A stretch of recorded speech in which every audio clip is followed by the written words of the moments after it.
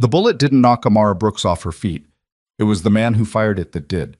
She had seen the gun come up, a black shape in a gloved fist, rising fast from behind a parked delivery van, and in the half second before everything went white, she had one thought: wrong place, wrong night, wrong city. The round caught her in the left shoulder and spun her sideways onto the wet pavement. Cold shot up through her palms. The thermal bag she'd been carrying skidded 6 feet and stopped against a drainage grate. Steam rose from the bag's zipper. A ramen order. Table 4. The customer had already messaged twice. None of that mattered anymore. A man stepped out of the shadow of the restaurant's side entrance, tall, in a dark overcoat, moving with the stillness of someone who had walked through violence before and never once broke stride. He looked down at her, not with horror, not with guilt, with something she couldn't name. "Who shot you?" he said. Not a question, a demand. Amara couldn't answer. The cold was already climbing her arm toward her chest. "If that were you lying on that pavement, a stranger's war bleeding into your shoulder, a man you've never seen asking you questions you can't answer, what would you do? Stay with this story. Hit the like button if something about this already doesn't feel right to you, because it shouldn't. Drop your city or country in the comments so I can see how far this story has traveled. And if you haven't subscribed yet, do it now." The things coming in the next 4 parts, you won't want to miss a single one. The night had started the way most of Amara's nights in Seoul started, badly and getting worse. She had been on shift since 4 in the afternoon, which meant she'd eaten half a convenience store triangle kimbap, standing over a trash bin, outside a subway exit. She'd logged 42 kilometers on the delivery app, and she had 40 minutes left before the cutoff that would qualify her for the shift bonus. 40 minutes and 3 more orders. She could do it. She had been doing impossible math in her head for 3 years. That was how long she'd been in Seoul. 3 years of visa paperwork, 3 years of 12-hour shifts, 3 years of sending money home to Chicago every month without fail, without exception, regardless of what it cost her to keep the lights on in her own apartment. The apartment was small. 1 bedroom, which she gave to Marcus, and a couch that had developed a specific depression in the shape of her back. She didn't complain about the couch. Marcus couldn't use the couch. Marcus couldn't use a lot of things. Her brother was 24 years old and had spent 11 of those years learning how to live inside a body that didn't always cooperate. The accident, a driver running a red light on a rainy Tuesday afternoon when Marcus was 13, had left him with partial paralysis in his lower limbs and nerve damage that flared up every winter, which in Seoul meant it flared up for 6 months straight. He could walk, slowly, with a cane and good days. On bad days, he stayed in bed and pretended he was fine when she called. Amara always knew when he was pretending. She had a system for the calls. She'd ask what he had for breakfast. If he said eggs, he was okay. If he said he wasn't hungry yet, she knew to worry. That morning, he had said he wasn't hungry yet. It was 11 a.m., so she'd taken the extra shift. She'd mapped her routes the way she always did, cutting through the quieter streets behind Gangnam's restaurant row, because the delivery lane was always jammed on Friday nights, and she knew a shortcut through the alley behind a cluster of high-end restaurants where the loading docks were empty after 9. That was her mistake. Not the alley, the timing. She'd come around the corner at 9:47 p.m. and walked directly into the edge of something that had nothing to do with her. But there were 3 men. She clocked that much in the first second.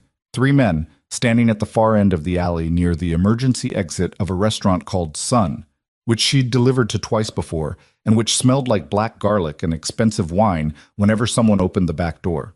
2 of the men were flanking a third, and all of them had the particular stillness of people in the middle of something they didn't want interrupted. Amara's instinct was to back up, turn around, pretend she hadn't seen anything. She was already turning when the shot came. It didn't come from the 3 men. It came from somewhere behind her. A cracked report, not as loud as she'd expected from movies, more like a firecracker going off inside a tin box. She felt the impact before she heard it fully, a punch in her left shoulder that lifted her slightly and sat her down hard on the wet pavement. Her thermal bag slid away from her. She watched it go. That was the strange part. Her brain kept cataloging small things. The bag, the steam from the grate, the sound of her own breathing, which had become very loud and very close. Then the man was there. He crouched in front of her, and he was close enough that she could see the lines around his eyes. Not soft lines. Nothing about him was soft, but the kind that come from years of reading rooms and calculating exits. He wore a dark coat. No tie. His collar was open one button, and there was something on his jaw. A bruise, she'd notice later, still fresh and purple, under the corner of his eye. "Who shot you?" he said again. "I don't—" She stopped, swallowed. "I don't know. I was just walking." He looked at her shoulder. He looked behind her toward the street. He looked back at her face with an expression that was harder to read than anything she'd encountered in 3 years of trying to communicate across language barriers. It wasn't compassion exactly. It was assessment. But it wasn't cold either. He said something over his shoulder in Korean, short and sharp, and one of the 2 flanking men was already moving. "Don't," Amara said, louder than she intended. "Don't touch me. I need to call an ambulance. "If you call an ambulance," the man said, "there will be police." "Yes," she said. That's how it works." "And if there are police," he said, with exactly the same tone, "the men who shot you will know you're still alive, and they'll finish it." The alley was very quiet. Somewhere distant, Seoul made its nighttime sounds. Traffic, a delivery motorcycle, someone laughing on a high floor of the building above them. Down here, in this wet, narrow strip between expensive restaurants and loading docks, nothing moved. Amara looked at him. He waited. "Who are you?" she said. He didn't answer that. He stood up instead and said to his man in Korean something that ended in a word she'd learned in her first month. Pali. Fast. Then he bent and picked her up. Not roughly. Not gently either. Efficiently. The way someone lifts something they fully intend to carry to where it needs to go. Amara had one moment of pure, stupid instinct where she thought about fighting him, and then the pain from her shoulder lit up her whole left side, and she stopped thinking about much of anything. His name was Kong Min Jai. She wouldn't learn that for another 40 minutes. The car they put her in was black, obviously, because of course it was, and it smelled like leather, and something faintly metallic that she decided not to think about. One of the men, shorter, with a face like a man who'd heard bad news so many times it had become his resting expression, held a folded cloth against her shoulder with steady pressure while they drove. He didn't speak to her. He watched out the rear window the entire time. Amara held her phone in her free hand. She'd pulled it from her jacket pocket reflexively. The delivery app was still open, her pending orders blinking like a small accusation. The shift bonus timer was running. She had 31 minutes. She turned the phone over in her fingers and thought about Marcus, which was her version of panic. She thought about his voice that morning, not hungry yet, and about whether the heat in their apartment was working, and about the money transfer she'd scheduled for Monday that she hadn't confirmed yet, and about every small, unglamorous detail of a life she'd built out of necessity and stubbornness over 3 years in a city that hadn't asked her to come and wouldn't notice if she disappeared. That thought, the disappearing thought, was the one that finally made her hands shake. She closed the delivery app. She opened her contacts. She got as far as Marcus before the short-faced man, without looking at her, said in careful English, "Please, no calling." "My brother?" "Safe," he said. "He is safe right now. You call, it changes." She stared at him. "You don't know my brother." "We know," he said. "Please." The car turned. Seoul moved past the windows, all light and density, thousands of people living their ordinary lives 100 feet from whatever this was. Amara put her phone in her lap and pressed her free hand flat against her thigh to stop the shaking.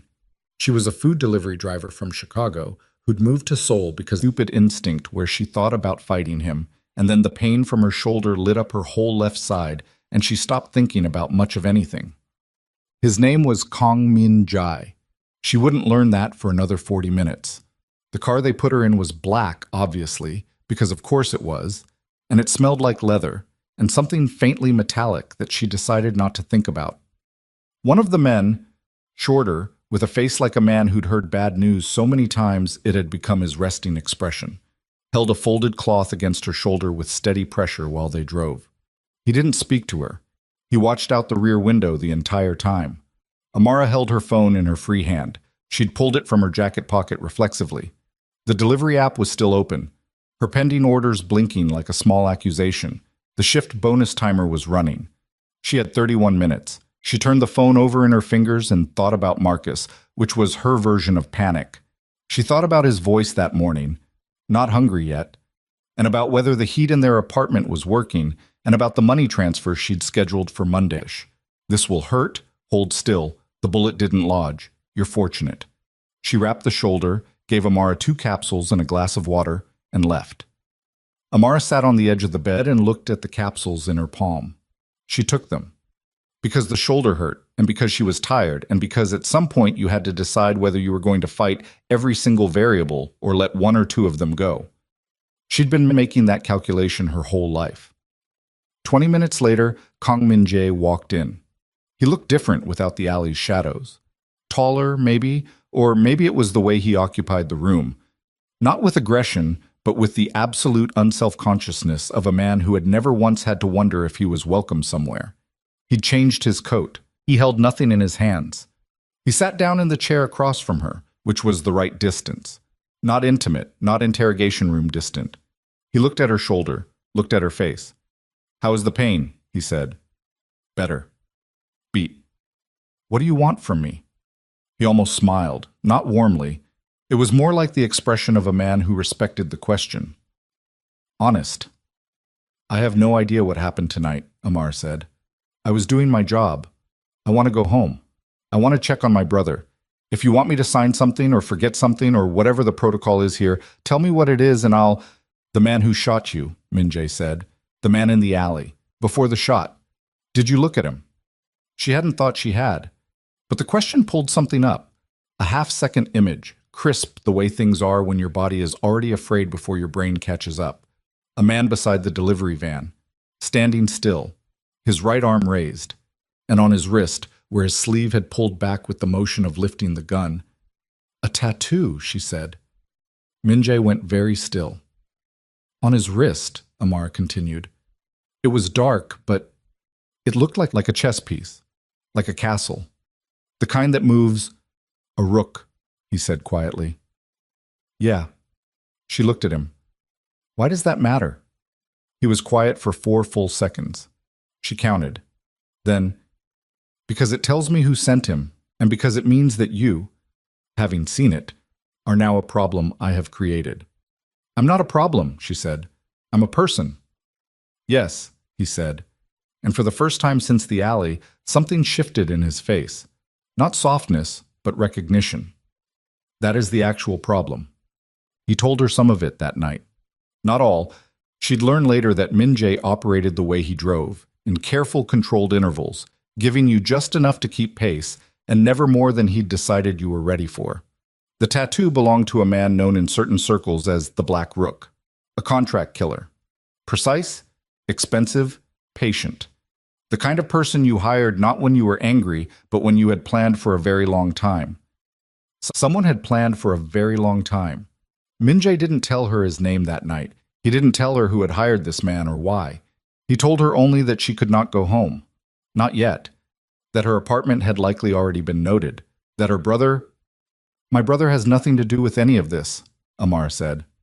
"He doesn't need to," Min-jae said. "He matters to you. That's enough." The sentence landed in the room like something dropped from a height.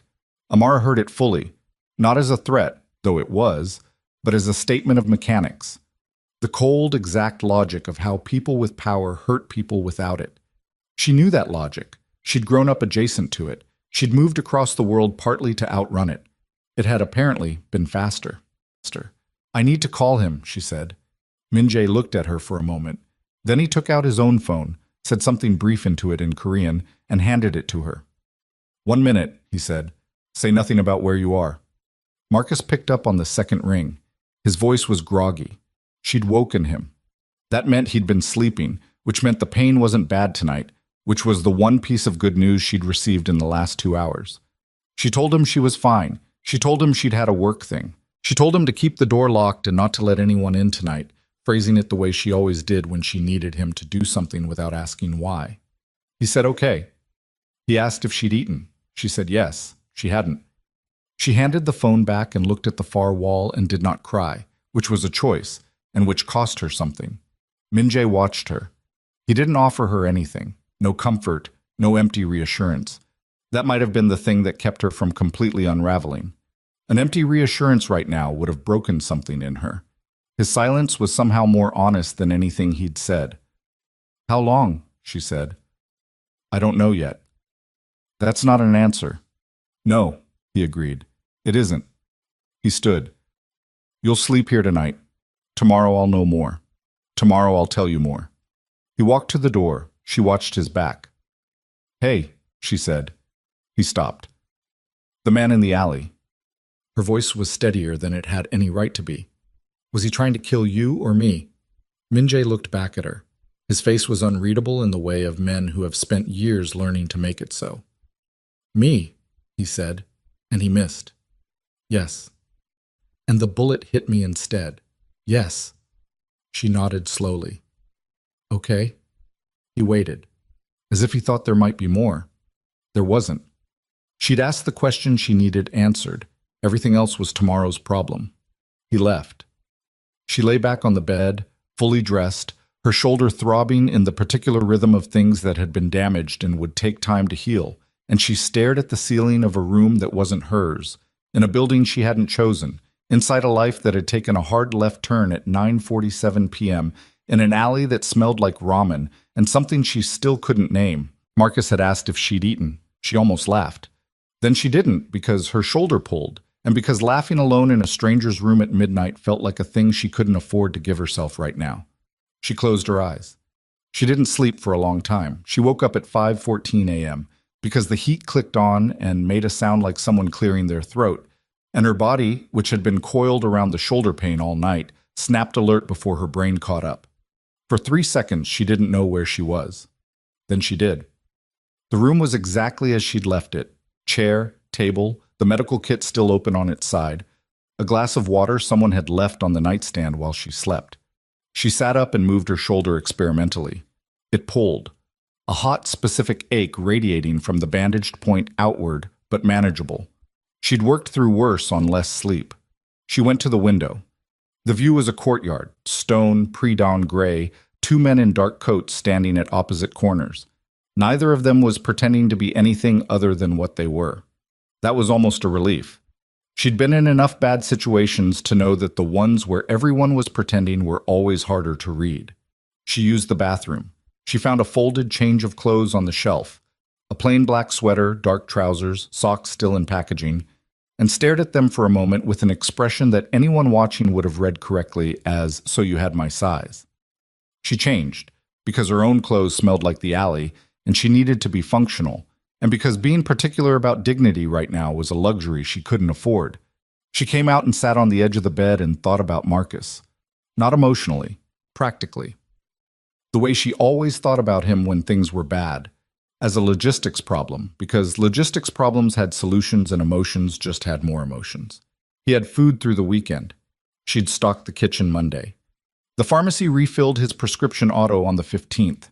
The building had a super who'd helped him twice before when the elevator was out. He had his phone charged. He knew not to open the door. She ran the list twice. Checked the gaps. Found 2. He didn't know where she was, and she didn't know if the people who'd shot her had already been to her building.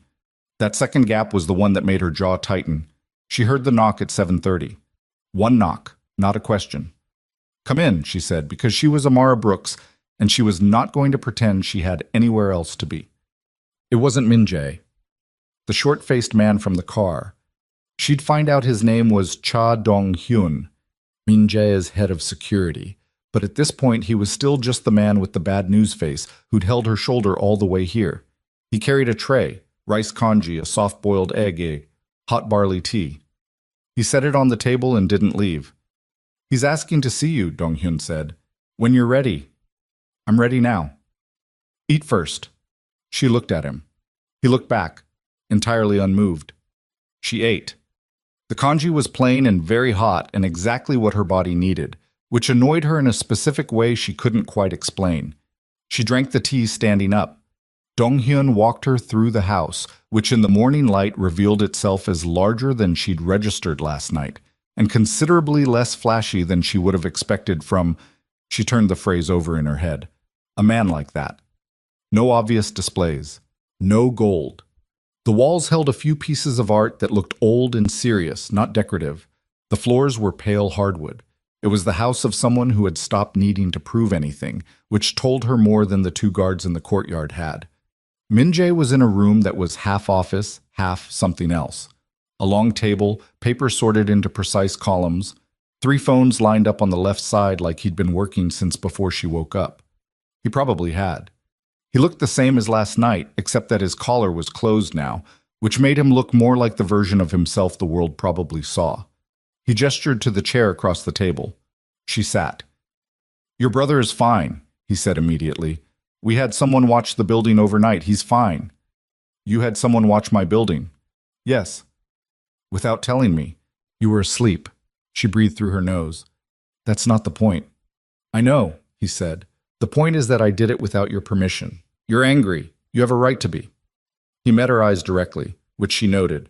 A lot of powerful men she'd dealt with found reasons not to do that. "I need you to understand that your anger and the necessity of what I did are both true at the same time." Amara looked at him for a moment.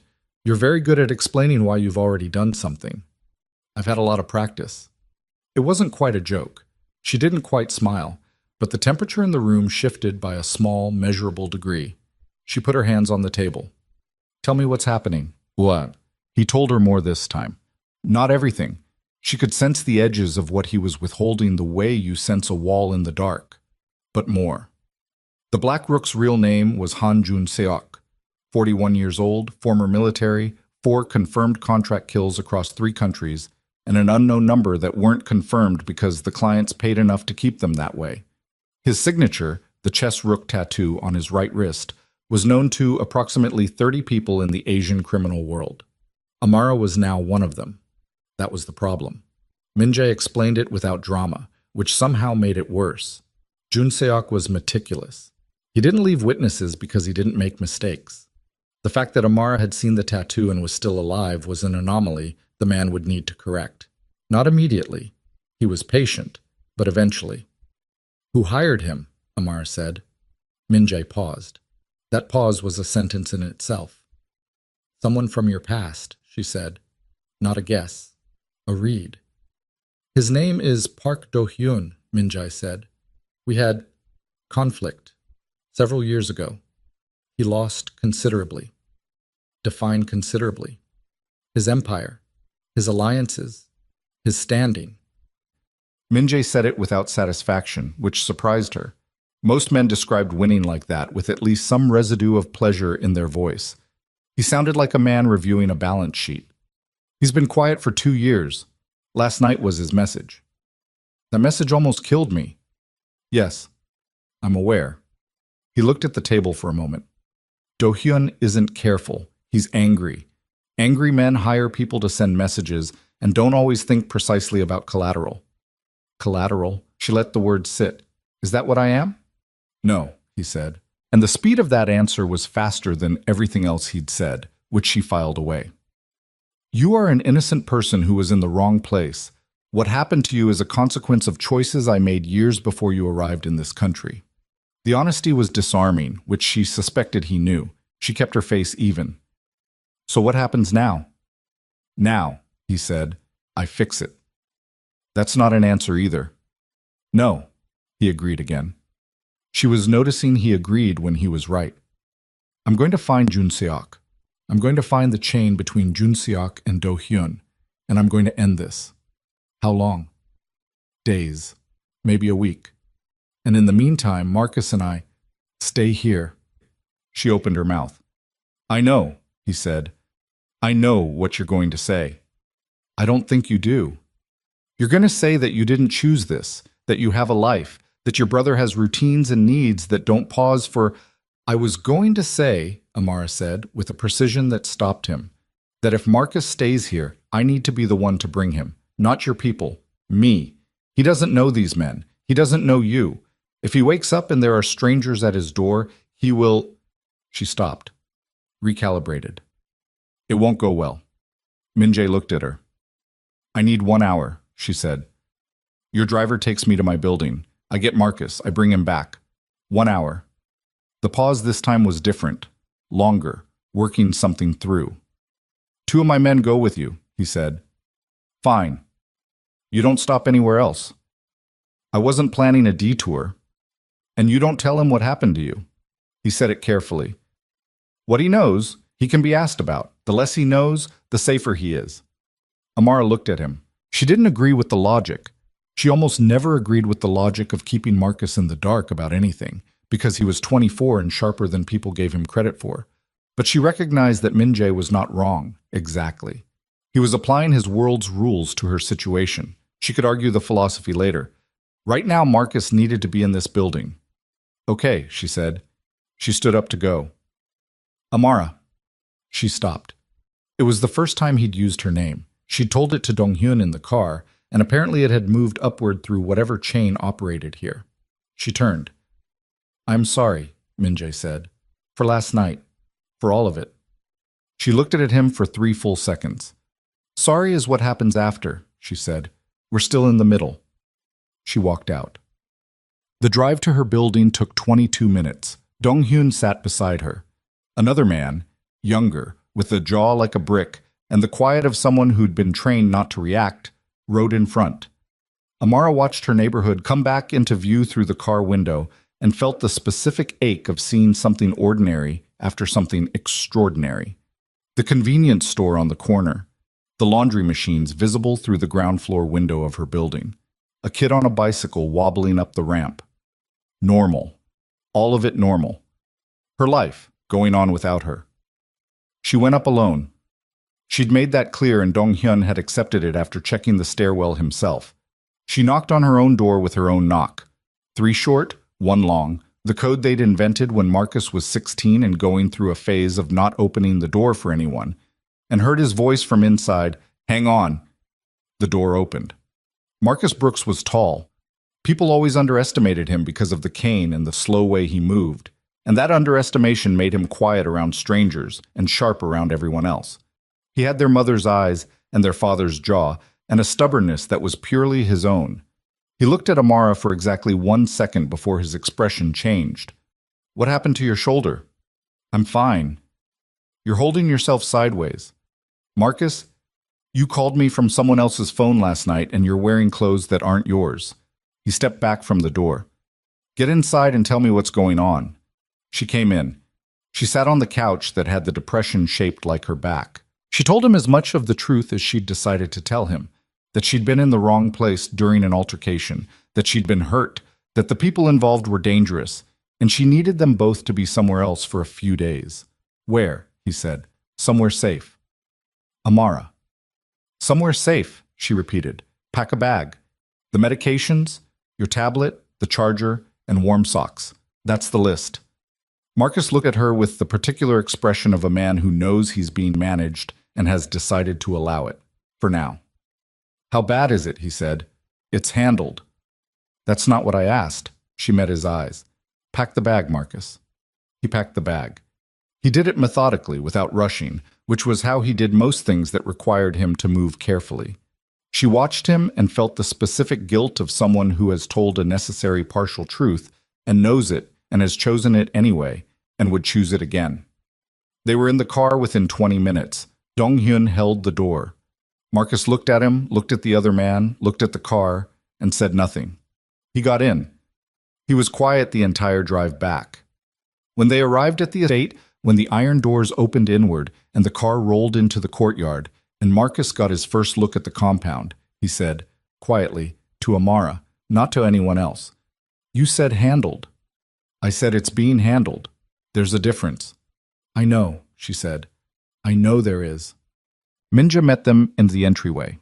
He introduced himself to Marcus with his name only, no other context, which was either tactful or calculated or both. He showed Marcus to a room on the ground floor. No stairs, Amara noted, and felt something complicated about the fact that it had been thought of. Min-jae had thought of it. She didn't say anything about it. Marcus thanked him, formally, with the careful politeness he used with strangers until he'd decided what they were. Min-jae said, "If you need anything, the man outside this door will get it for you." And then, unexpectedly, "I'm told the building's Wi-Fi covers the whole East Wing. Your room is in the East Wing." Marcus looked at him. "Okay. I know this isn't..." Minjae stopped, like the sentence had run out of what it needed to finish itself. I know. Marcus looked at him for a moment, then, my sister's shoulder. Who treated it? A physician. She's good. She's going to pretend it doesn't hurt. I know, Minjae said. Make sure she actually rests it. Minjae glanced at Amara, who was looking at the ceiling with the expression of a woman whose brother had just said the most irritating, true thing. I'll do what I can, Minjae said. Marcus nodded. Okay, he said again. And that was the most trust he was extending to this man right now, and they all knew it. The next 36 hours moved in uneven intervals. Minjae's people worked, phones, quiet meetings, in the office room, men coming and going through the side entrance at hours that suggested urgency. Amara wasn't part of those conversations and wasn't invited to be, which she accepted because pushing into the operational core of someone else's war, with her arm in a sling and her brother 2 doors down, would have been a different kind of stupid. Instead, she stayed useful in the ways available to her. She kept Marcus company. She read. She walked the perimeter of the courtyard twice a day because her body needed movement and the wound needed circulation, and also because standing still made her feel like she was waiting to be told what her own life was doing. On the second morning, she found Minjae in the kitchen at 6 a.m. He was making coffee with the focus of a man doing a simple thing badly and aware of it.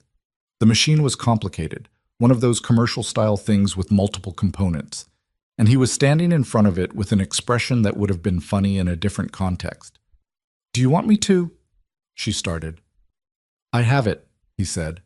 She watched him not have it for another 30 seconds. Move, she said. He moved. She made the coffee. It took 4 minutes.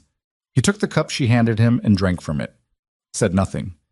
She made her own cup and leaned against the counter, and they stood in the kitchen in the early morning quiet of a house full of dangerous men who were all, for this moment, elsewhere.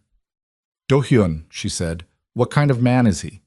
Minjae looked at his cup. The kind who confuses grievance with righteousness. So he thinks he deserves what you took. He thinks he was owed a world that no longer exists. He spent 2 years deciding who to blame for it, and landed on you. I made it easy, Minjae said. I was visible. I was direct. When I dismantled what he'd built, I did it completely, and I didn't hide that it was me. He paused. There's a version of events in which I handled it differently, quietly, given him room to retreat with some dignity. Why didn't you? He looked up at her. Something in his face was older than the rest of him. Because I was younger, and I was tired of watching men like him hide behind quiet. Amara looked at him, thought about that. And now his quiet is shooting at you. Yes. So the lesson didn't take. Something shifted around his mouth. Not a smile, but the near thing. No, not entirely. She drank her coffee. The message came on the 3rd day. It came to her phone, which shouldn't have been possible because she hadn't given her number to anyone new, which meant someone had found it, which meant someone had her number without her knowing they had it, which meant the wall she'd thought was around her was thinner than she'd believed. It was a photo. Her apartment building. Taken from street level, the angle slightly elevated. From a car, she thought, or a low window across the street. The timestamp in the corner read 6:43 a.m., which was 47 minutes ago. Below the photo, one line of text. Your brother's window faces east. She sat very still for 11 seconds. She counted them because counting was what she did when her body wanted to do something she couldn't afford to do. Then she walked directly to Minjae's office and put the phone on his desk with the screen facing up. He looked at it. The change in his face was small and very precise, a kind of stillness that replaced motion, the way a room goes quiet when the temperature drops fast. He picked up one of his phones and spoke Korean in rapid, low sentences. Dong-hyun appeared in the doorway within 90 seconds. More Korean. Fast. Dong-hyun left at something that was nearly a run. Minjae put down his phone. He looked at Amara. Marcus isn't at the apartment, she said. He's here. I know. So why does he know which window faces east? Minjae was quiet. He's been there, Amara said. Recently. He's been watching. Yes. He knows we're not there anymore. He's checking, making sure we understand the message. Which is what? She didn't need to ask, but she asked anyway, because saying it out loud was different. That he can find anyone we care about, Minjae said. That distance doesn't protect them. The room was quiet. Amara had been scared since the alley. That was a steady thing, manageable, the kind she'd learned to function alongside because her life had required it before. This was different. This was the shift from I am in danger to Marcus is the danger I'm in. And that shift took something from the floor she'd been standing on. She sat down without deciding to. He's going to keep escalating, she said. Yes. And you can't end this from inside this house. No. So what happens? Minjae looked at the phone still face up on his desk, at the photo of the building where her brother's eastward window waited empty in the morning light. I need to go out to meet it, he said. I've been waiting for intelligence, for the right position. He looked up at her. The intelligence came this morning before your phone. Junseok has a location, 48 hours from now, maybe less. He moves. Then you go to him. Yes. And if it goes wrong, the pause was the longest one yet. Then I've left arrangements, he said, for you and Marcus, money, papers, a contact in Canada who doesn't know my name and doesn't need to. You'd be taken care of. Amara stared at him. The word arrangements hit her somewhere she hadn't expected. You've already written us into your contingency plan, she said. Yes. When? Yesterday. She absorbed that. Yesterday. He'd been thinking about what happened to them if he died yesterday, and today he was still sitting at this desk making decisions and drinking coffee he couldn't make properly, and the gap between those two facts was enormous, and she had no idea what to do with it. You're not going to ask me to thank you for that, she said. No. Good. She stood up. She walked to the door. Amara. She stopped. Same doorway. Different morning. Same use of her name. She turned. You should know, he said. The photo, them sending it to your number, it changes the calculation. They've connected you to me directly now, not as a witness, as a point of leverage. He said it without inflection because softening it would have been a different kind of insult. That means what happens next isn't something you can step away from anymore. She looked at him, at the phones on the desk, at the man who had carried her out of an alley 3 days ago and had her size in the closet and thought of the East Wing room with no stairs and had written contingency plans for her brother before she'd had a chance to decide if she trusted him. I know, she said. And she did. She'd known it from the second she read the text, the way you know something that changes the shape of everything around it. There was no version of this where she stood outside it anymore. The photo on her phone had made sure of that. Minjae left at noon. He didn't announce it. Amara heard the cars, 2 of them, engines running in the courtyard, and looked out her window and watched him walk out of the main entrance with Dong-hyun beside him, and 4 other men she'd seen but never learned the names of. He moved the way he always moved, with that particular economy that didn't waste anything, not a gesture, not a step. He got in the second car, not the first, which she suspected was deliberate. If someone was watching and waiting for the principal vehicle, they'd hit the wrong one. She watched until both cars were through the iron doors and the doors had closed again. She stood at the window for a moment after that, looking at the empty courtyard, and then she went to find her brother. Marcus was at the desk in his room with his tablet, doing something that involved a spreadsheet and headphones, which meant he was deep in one of the freelance data projects he picked up online. He'd been doing it since the second day here, filling the time the way he always filled uncertain time, with work, because Marcus's version of panic was productivity. She knew it because she did the same thing. He pulled one headphone off when she came in. He left, she said. Marcus looked at her. I heard the cars. Yeah. He waited. She sat on the edge of his bed, which was wider than the one at home, and looked at her hands. You're worried, he said. I'm fine. Amara. I'm worried, she said. Yes.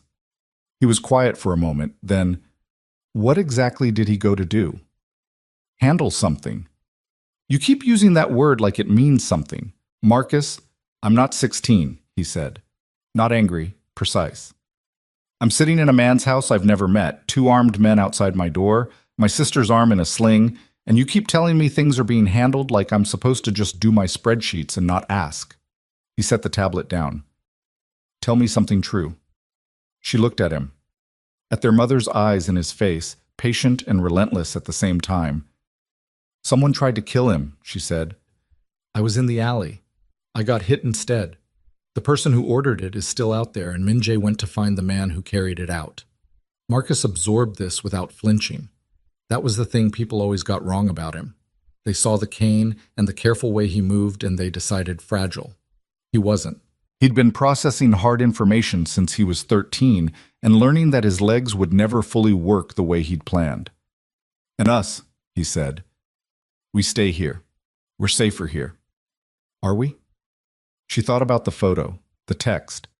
Your brother's window faces east. She told him none of that. She wasn't going to.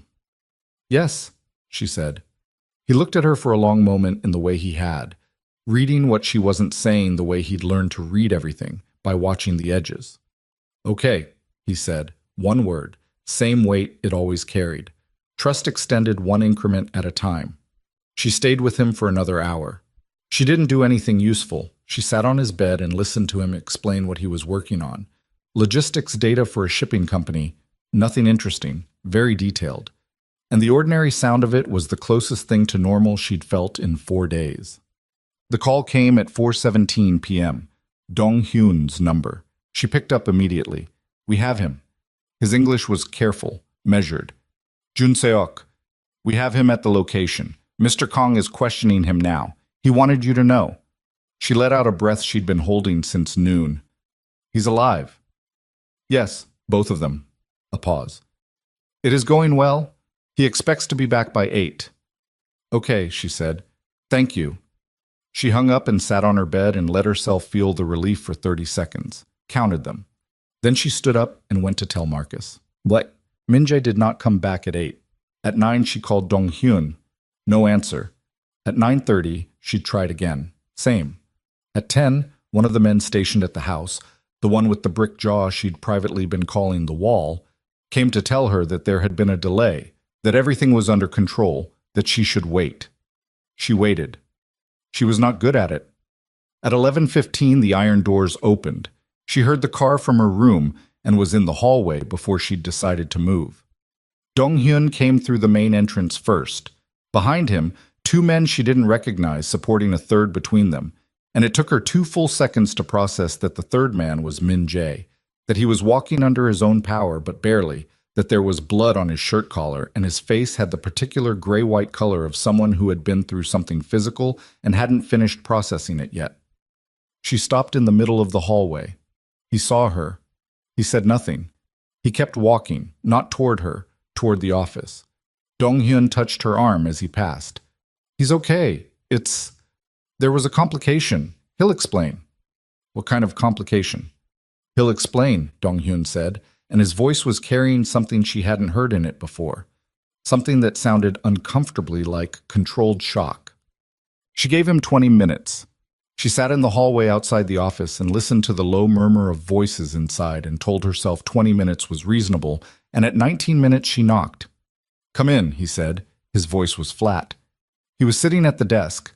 Someone had brought him a clean shirt and he'd changed, but hadn't buttoned it fully at the collar, and she could see a bandage wrapped tight around his left forearm, white and new. His face had some color back. Not much. The 2 unknown men were gone. Dong-hyun stood against the far wall with his arms at his sides, which was the body language of a man waiting for orders and not sure what they'd be. She sat down across from Min-jae, looked at him, waited. "We got to Jun Seok," he said. "Dong-hyun told me." "He talked." Min-jae looked at the desk, at his hands. "He talked faster than I expected, which should have told me something." She stayed quiet. The phrasing, "should have told me something," had the weight of a thing already understood too late. "Do-hyun didn't hire him," Min-jae said. Amara went still. "Do-hyun is a piece, a visible piece placed deliberately." He looked up at her. His eyes were clear, which was somehow worse than if they weren't. It meant he'd already moved through the shock into whatever came after. "The person behind this is someone I didn't see coming, someone who used Do-hyun as a front because they knew I'd look there first and stop looking." "Who?" she said. The name he said was Lee Seong-wook. It meant nothing to her. But the way Dong-hyun's jaw shifted when he heard it, a small, involuntary tightening, told her it meant a great deal to the people in this room. "Who is he?" she said. "He controlled for 20 years. A significant portion of Seoul's underground financial network, import channels, debt collection, a dozen legitimate fronts. Minji said it without expression. We have history. He wanted to absorb my operation 6 years ago. I refused.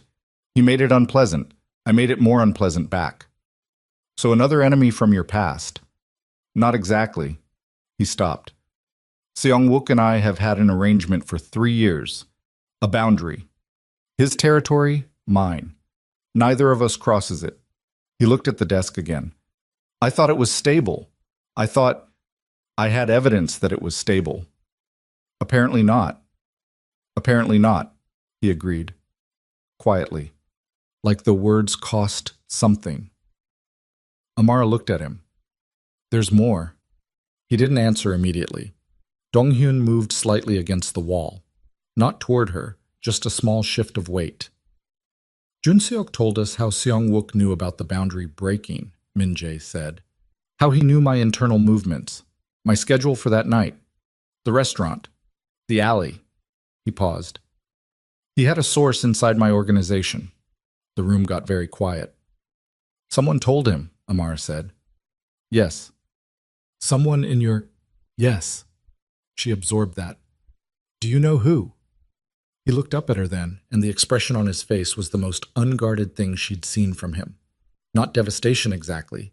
He was too controlled for devastation to make it all the way to his face, but something close to it.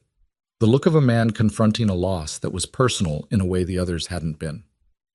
Ryu Seojin, he said, and then, as if it needed context, he has been with me for 9 years.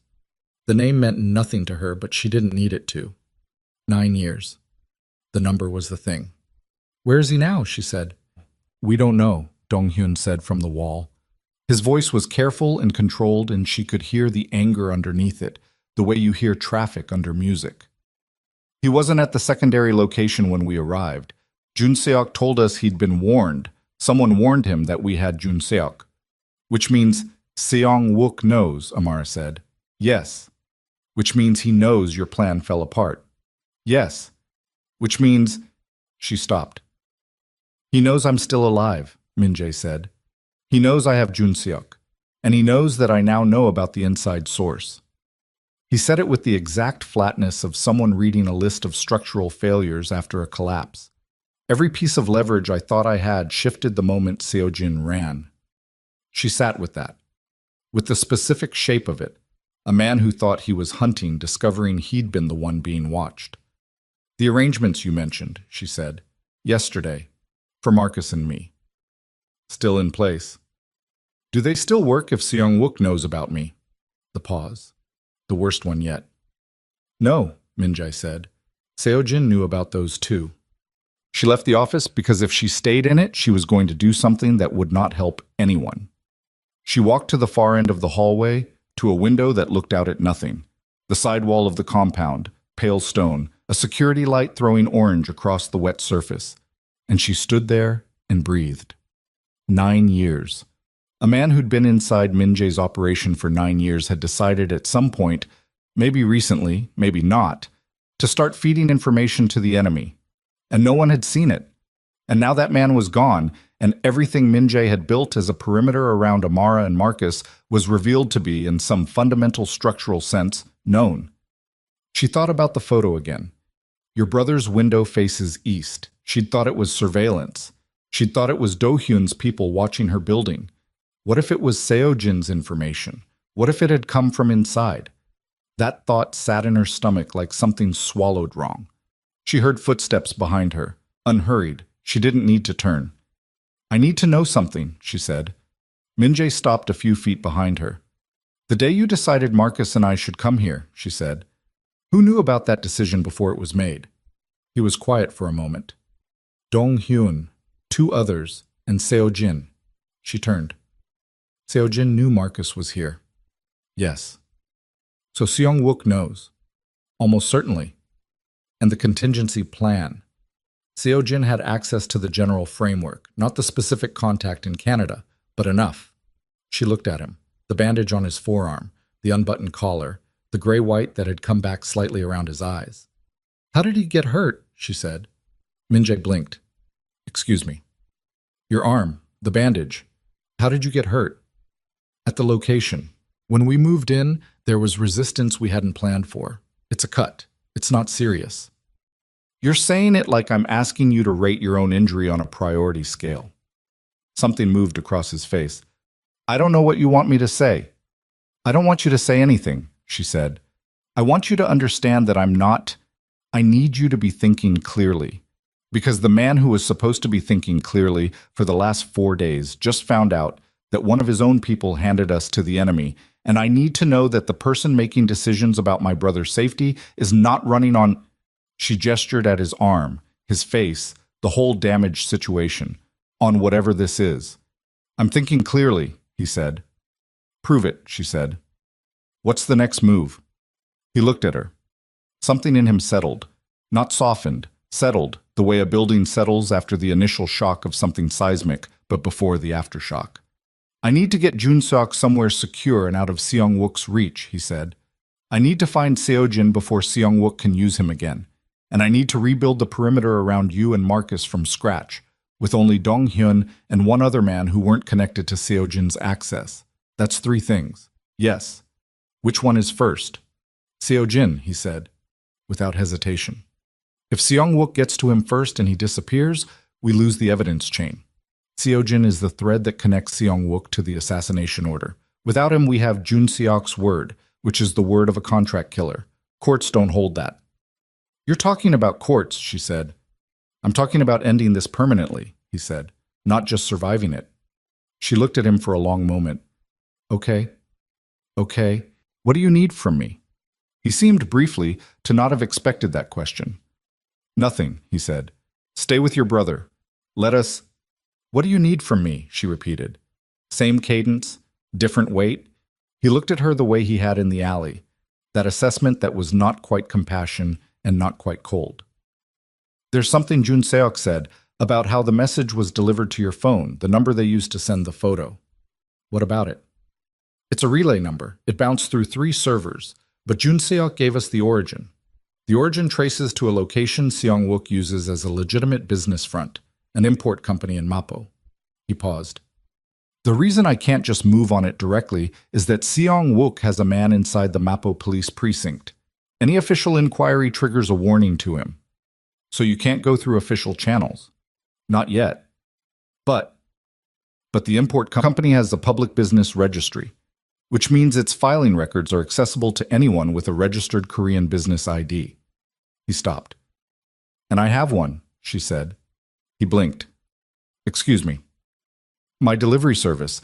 I registered it 18 months ago because the app required Korean business registration for top-tier accounts. She watched his expression. You didn't know that. No, he said. I didn't. She almost smiled. It came out more like a grimace, but it was close. So for once, something I did for a reason that had nothing to do with you is actually useful. He looked at her. You don't have to... If I access the business registry and pull Seong-wook's import company filings, what are you looking for? A director name that doesn't match the public registration. Seong-wook uses proxies, but he always maintains a back channel to direct oversight. There'll be a name buried in the subsidiary filings, a name that connects to him directly. With that name, I have something a court will hold. And if Seong-wook finds out I ran that search, the pause was shorter this time. He'll know someone is looking at his front company. Will he know it was me? Not if you access through the public portal with a clean business ID. She nodded, once, decided. Give me a laptop, she said. Something that's not connected to your network. It took her 40 minutes and 3 wrong filing branches before she found it. She was sitting at the kitchen table, the laptop open, Dong-hyun standing near the doorway doing the opposite of hovering, making himself geometrically unobtrusive while remaining present. Minjae sat across from her, not watching the screen, watching her face, which she found both more and less unnerving than the alternative. The import company was called Donghae Inbound Solutions. Established 8 years ago, publicly registered in Mapo, 3 listed directors, clean trade filings. She went into the subsidiary chain, a holding company in Incheon, registered 2 years after the parent. The holding company had 1 director listed under the secondary authorization clause. The kind of filing most people never looked at because it was buried under language designed to be ignored. The name was O.J. Young. She wrote it down on the corner of a notepad. She turned the notepad to face Min Jae. He looked at the name. Something crossed his face. Recognition, and with it, something that was almost relief. And underneath that, something much harder. "You know him," she said. O.J. Young is Seong Wook's brother-in-law, Min Jae said quietly. He's been listed as a legal consultant for a dozen shell entities. He doesn't appear on anything publicly connected to Seong Wook's main operations. But this connects them. If I can show O.J. Young as the authorizing director on the same relay server that sent the threat to your phone, yes, it connects Seong Wook to the assassination order through a traceable legal document. He looked up. This is what I've needed. She looked at the name on the notepad, at how ordinary it was. 4 syllables, 2 words. The kind of thing that could appear on 1,000 business filings. "So now what?" she said. Minji picked up one of his phones, stopped, looked at her. His phone rang. Not the one in his hand, one of the phones on the table. The sound was different from the others. A lower tone, a number she could see from where she sat was not labeled with a name. He looked at the screen. Every visible muscle in his face stopped moving. He picked it up, put it to his ear, said nothing. A voice came through. She couldn't make out words, only the timbre of it, low and unhurried. The voice of someone who had all the time in the world, because time had already been arranged in their favor. Min Jae listened for 40 seconds. He said 3 words in Korean that she couldn't parse. He hung up. He set the phone down with the precise deliberateness of a man managing his own hands. "Who was that?" she said. He looked at her. His face had done the thing again. The thing from the office. That unguarded fraction of a second before everything was controlled again. But this time it lasted longer. "Seong Wook," he said. She waited. "He has Seo Jin." Min Jae's voice was level and empty in the way of something scoured. "He's offering an exchange." "For what?" He looked at the notepad, at the name she'd found, at 40 minutes of work that had just become the fulcrum. "For the filing," he said. "He knows I found it. He doesn't know how, but he knows." He paused. "He wants the filing suppressed. He wants Jun Seok released. And he wants—" He stopped. "He wants what?" "He wants you," Min Jae said. "Specifically, by name." He said it without inflection, but his jaw was tight with the effort of that. "He says you're the witness who identified Jun Seok's mark. He says as long as you're alive and connected to me, you're a liability he can't manage." The kitchen was completely silent. Amara looked at the notepad, at the 4 syllables that had apparently been seen somehow, traced somehow, from a clean business ID in a public portal in 40 minutes. "He's been watching the portal," she said, "almost certainly. He knew I'd find it. Or he knew someone would. He set a flag." Min Jae's voice was careful, precise, the voice of a man walking a very narrow surface. "The moment that subsidiary filing was accessed, he knew. And he called you immediately. Within minutes of you writing that name down."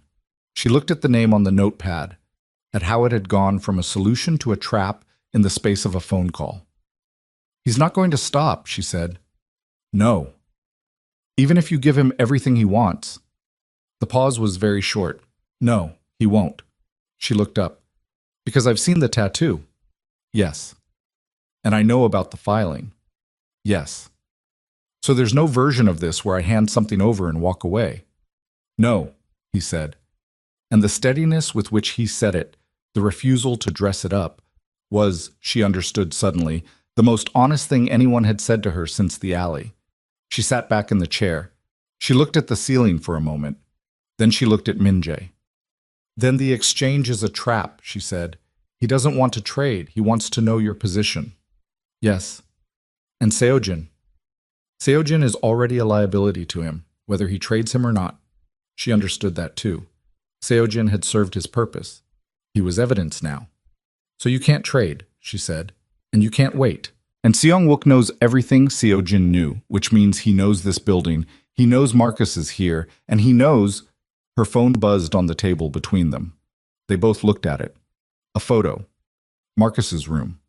The East Wing room with no stairs that Minji had thought to arrange.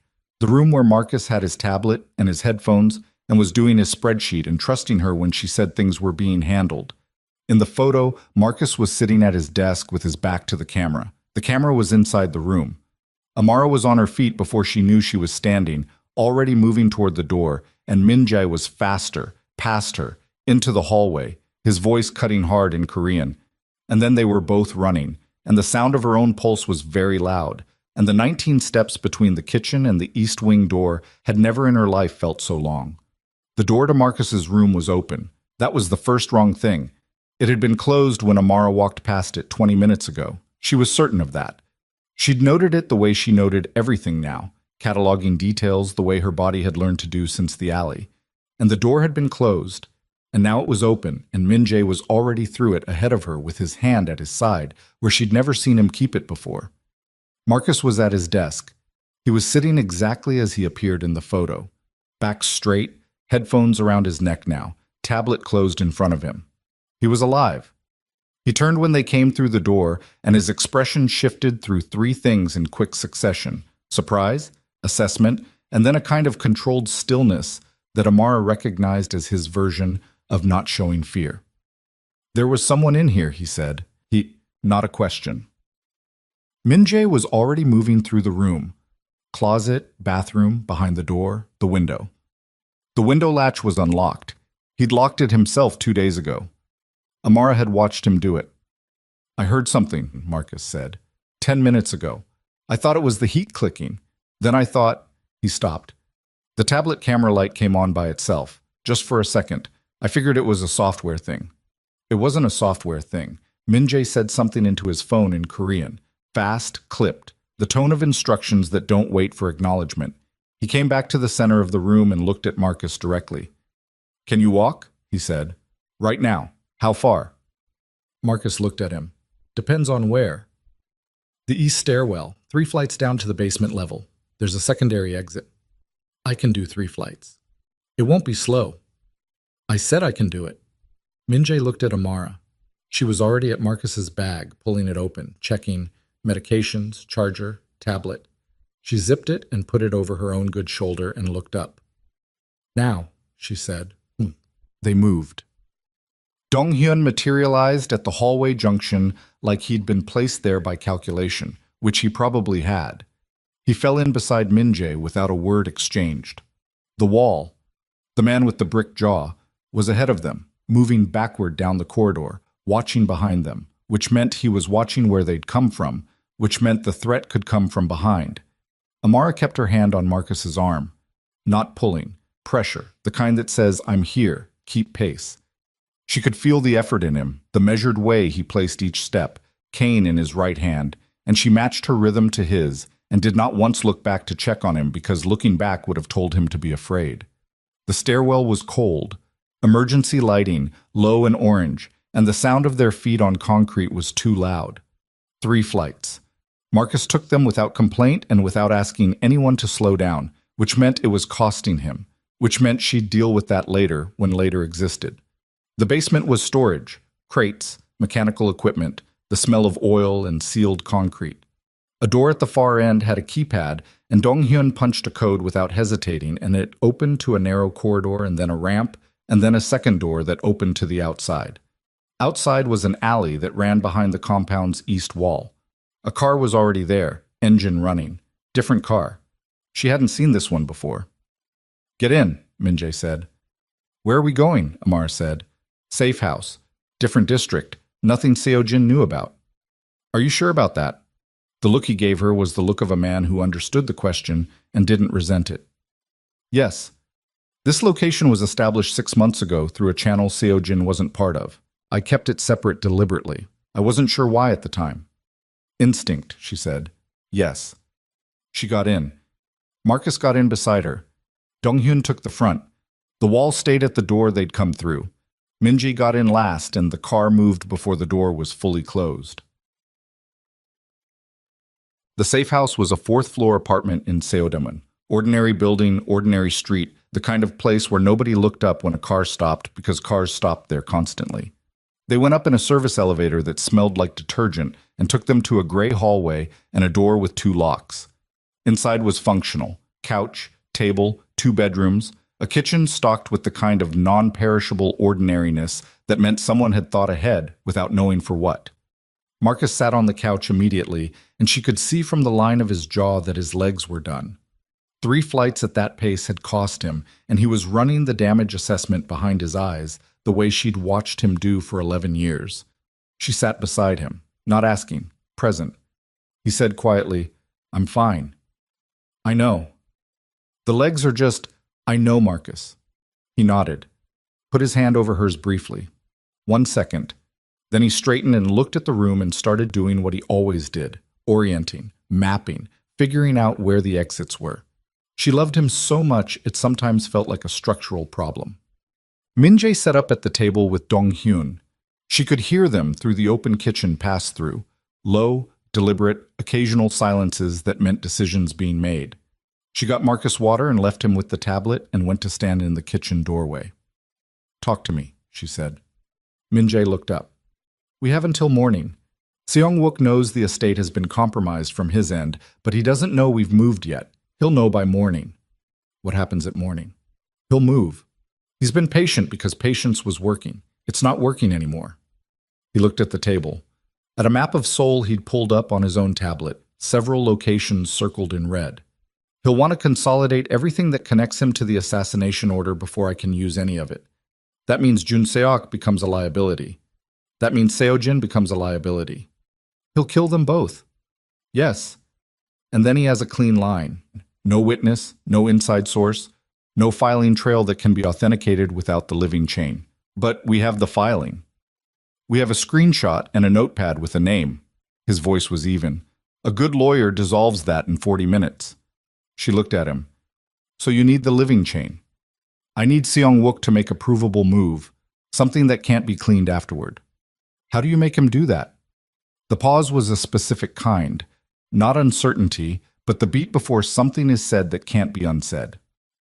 "He called me," Min-jae said. "He offered an exchange. I told him I needed time to consider." "You told him?" She stopped. "He thinks you're considering it. He thinks I'm afraid for you and your brother. He thinks I'll trade to protect you." Min-jae met her eyes. "He's not entirely wrong about what I want. He's wrong about what I'll do." The kitchen was very quiet. "You want to let him think the trade is happening," she said. "Yes." "And when he comes to make it, you have something in place." "Yes.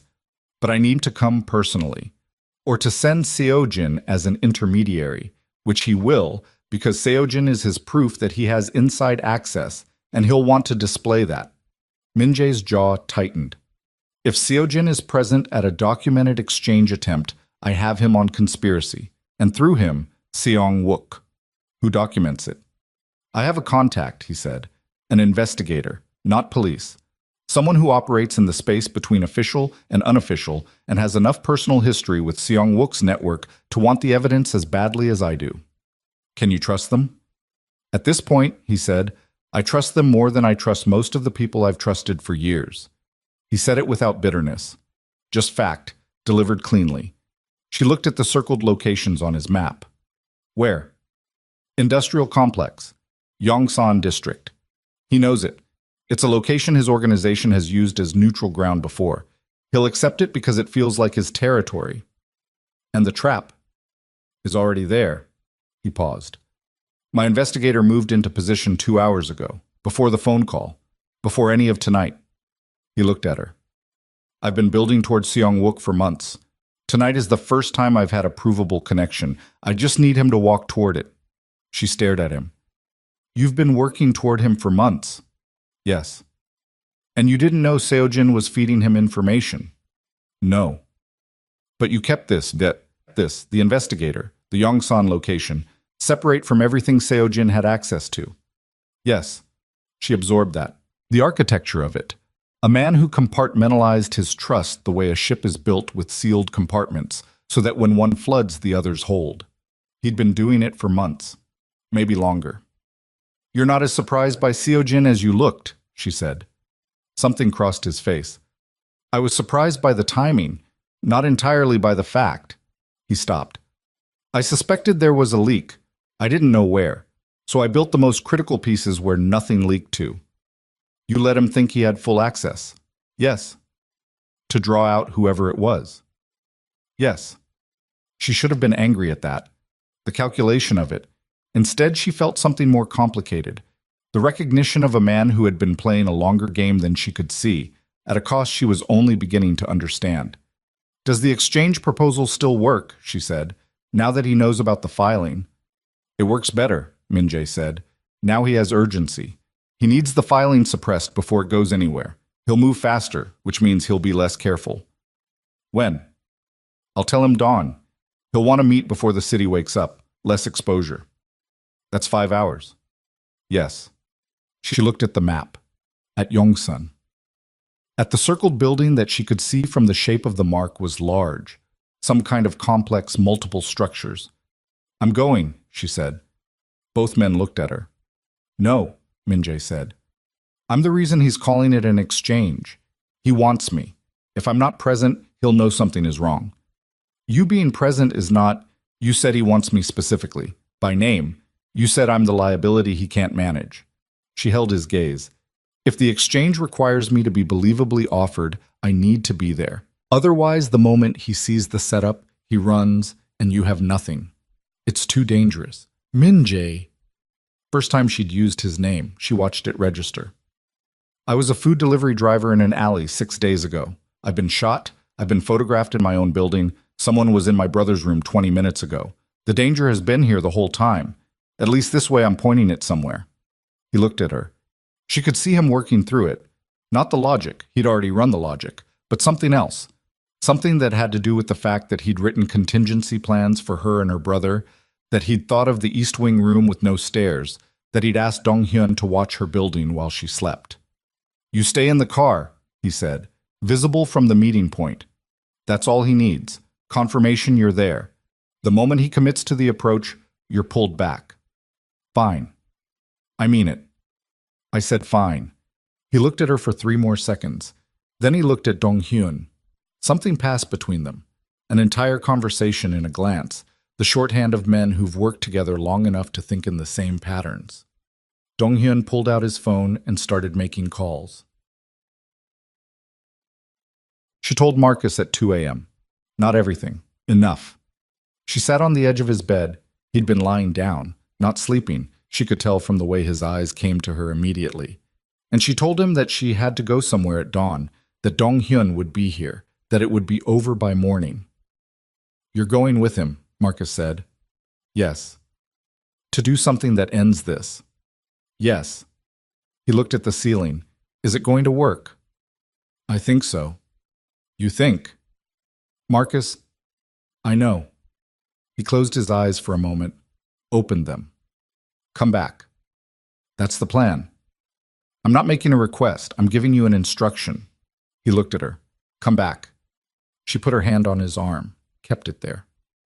"Okay," she said. She sat with him until his breathing slowed. She wasn't sure if he slept. She didn't sleep. She sat in the dark of a room in a city that had taken a very strange turn with her life. And she thought about nothing useful, and at 3:45 a.m. she got up and washed her face and went to find Min-jae. I was at the table, alone. Dong-hyun had stepped out. The tablet was closed. He had a cup of cold coffee he hadn't been drinking, and he looked up when she came in with the expression of a man who hadn't slept either and wasn't pretending otherwise.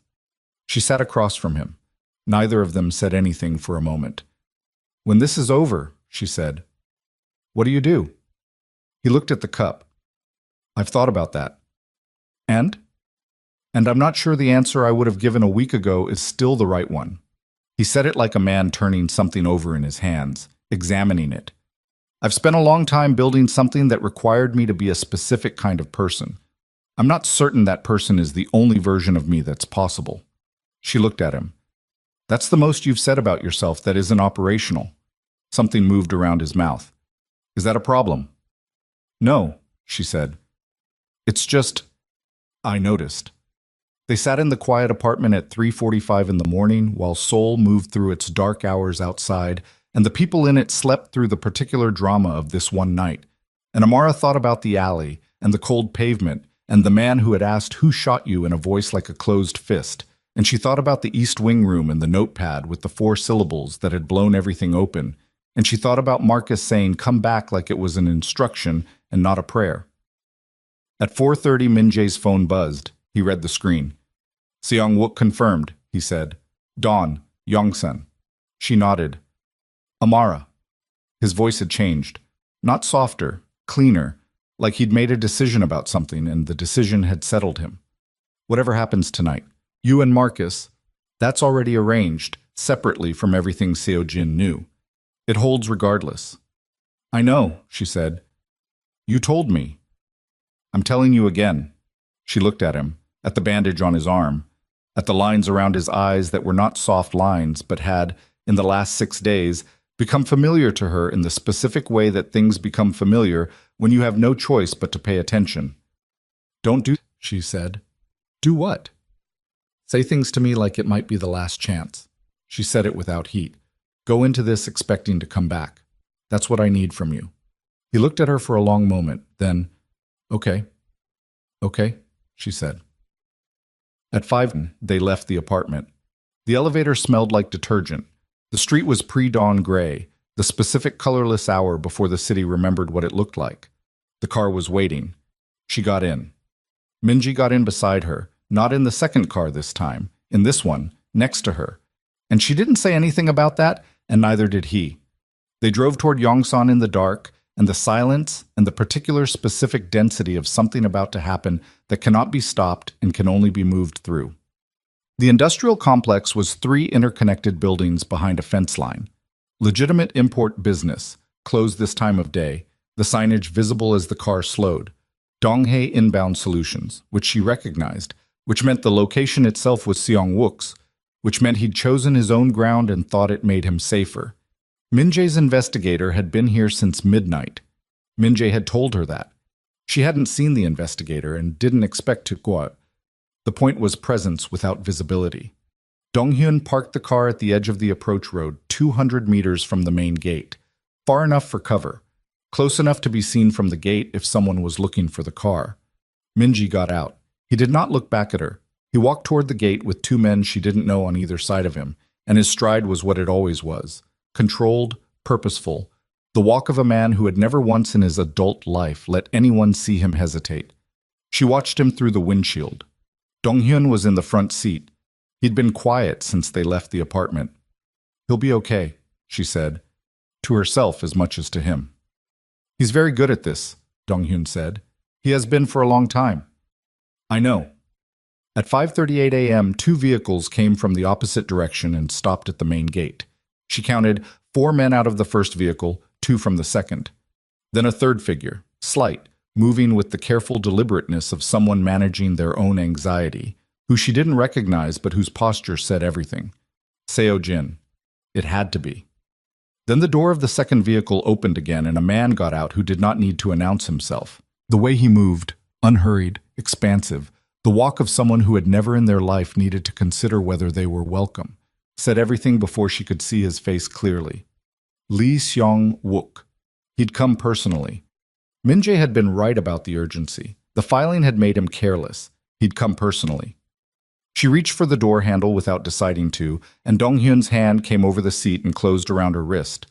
Not hard, just present. Not yet, he said. She watched through the windshield. Min Jae and Seong-wook were 40 meters apart now. She couldn't hear anything. She could read posture. Min Jae still, Seong-wook gesturing, Seo-jin close behind Seong-wook, and not looking at Min Jae, which told her he couldn't, that guilt or fear or both were keeping his eyes on the ground. Then Seong-wook raised his hand. Not a gesture, a signal. From the roof of the far building, a shape resolved from the dark. A figure, prone, something long, and supported in front of them. A shooter. A second shooter, not Jun Seok, someone new. And the line from that rooftop ran not to Minji but to the car, to the windshield, to where she was sitting. Donghyun was already moving. Get down, get down. And she was already dropping below the dash when the window above her head starred and the sound of the shot arrived a half-second later like an afterthought, and the car's engine was running, Donghyun's foot on the accelerator and the car lurching sideways behind the concrete barrier at the roadside. And she was on the floor of the back seat with her arms screaming from where she'd caught her shoulder in the fall, and her heart was very loud and very close, and she heard herself breathing in the specific way she'd heard herself breathing in the alley 7 nights ago. Fast, functional, not yet panic, not yet. She made herself count. 1, 2, 3. On 4, gunfire. Not from the rooftop, from multiple directions. A different sound, organized, the pattern of people who had planned where to be. Min-jae's investigator, moving. She raised her head enough to see through the starred window. The 2 vehicles at the gate were blocked. Another car had come in fast from the side road and sat sideways across the exit. Men in dark gear moving with the precision of people who did this professionally. Not Min-jae's usual people. Different. Official in a way that Min-jae's organization was not. The investigator, who operated in the space between official and unofficial. She'd brought both. Seong-wook was shouting. She could see it from the movement of his body. Seo-jin had dropped to the ground. Min-jae had moved left, behind cover, and she couldn't see him clearly anymore. The rooftop shooter. She looked, found the position. The figure was gone. Either the investigators' people had him, or he'd run. Either way, the line to her windshield was broken. Dong-hyun said from the front, "Stay down, 2 more minutes." "Is Min-jae—" "Stay down." She stayed down. The 2 minutes were the longest she'd spent since the alley. She lay on the floor of the back seat with the sound of controlled chaos outside and her shoulder burning, and her brother 15 kilometers away in a safe house being watched by people she'd had to choose to trust. And she thought, this is the cost.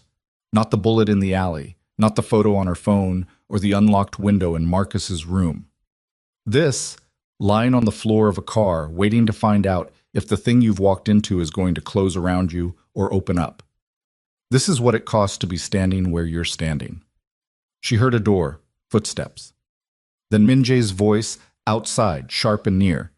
Then the car door opened and he was crouching beside her, and she looked up at him from the floor of the back seat, and he looked at her face with that expression that was not quite compassion and not quite relief, and was all the more real for being neither.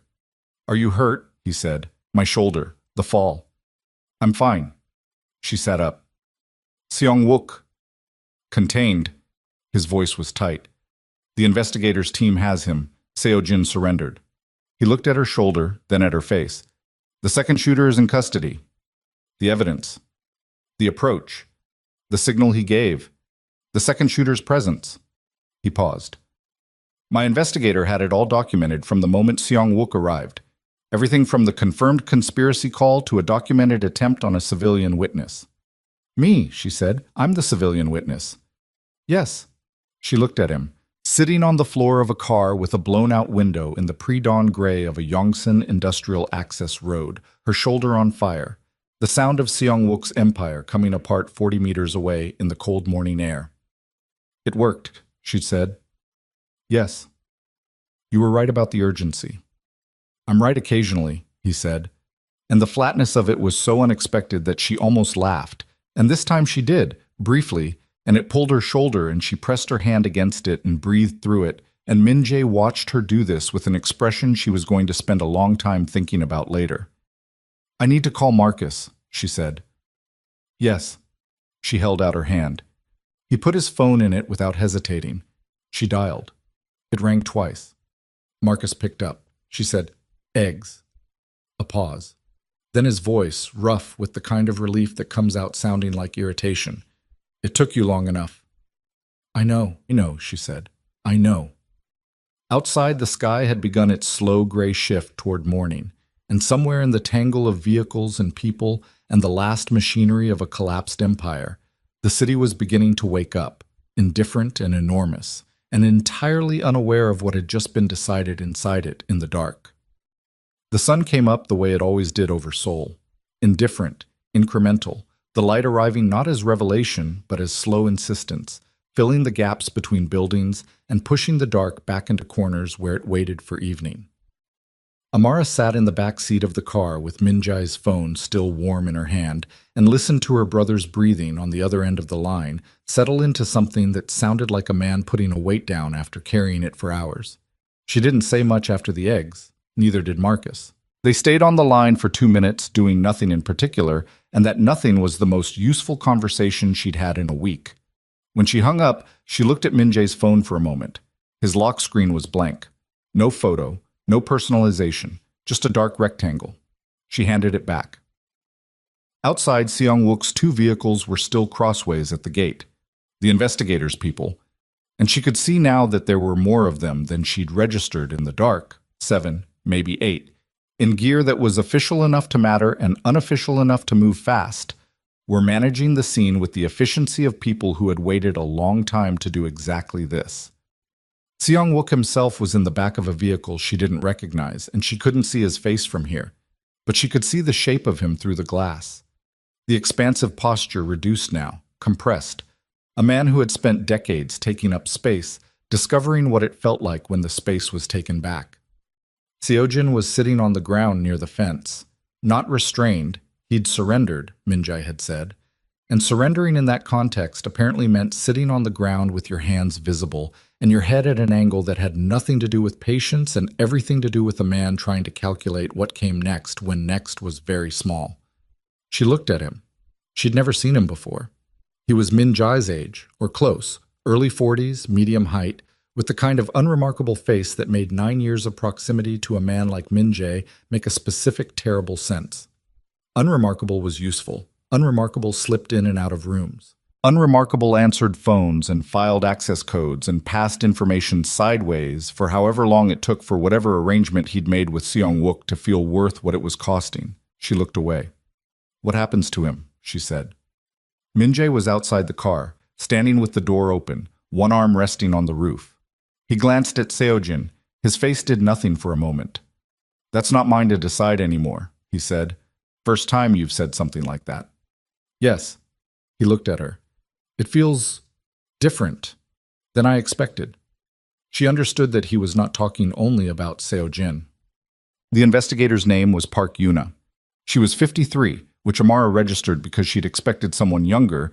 The word investigator had assembled a particular image. And because Park Yuna carried her age the way people carry something they've earned, not something they're managing. She wore a gray jacket over dark clothes, and she walked with the efficiency of someone who had never in her life had the luxury of an unnecessary gesture. She came to the car. She looked at Amara first, then at Min-jae. 7 years, she said to him in English, presumably for Amara's benefit. "I've been building toward this for 7 years, and you hand me the last piece in 6 days. Something in her expression was drier than dry. "Through a food delivery driver." "She found O.J. Young's name," Min-jae said. "I didn't." Park Yuna looked at Amara. "The subsidiary filing." "It was there," Amara said. "Anyone could have found it." "Anyone didn't." She held Amara's gaze for a moment with the directness of someone who didn't waste eye contact. "You're the witness who identified Jun Seok's mark."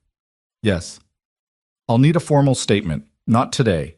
When the shoulder is better. When you've slept." She said the last 2 words like she was reading a list of structural requirements. "It will matter for the prosecution. You understand that?"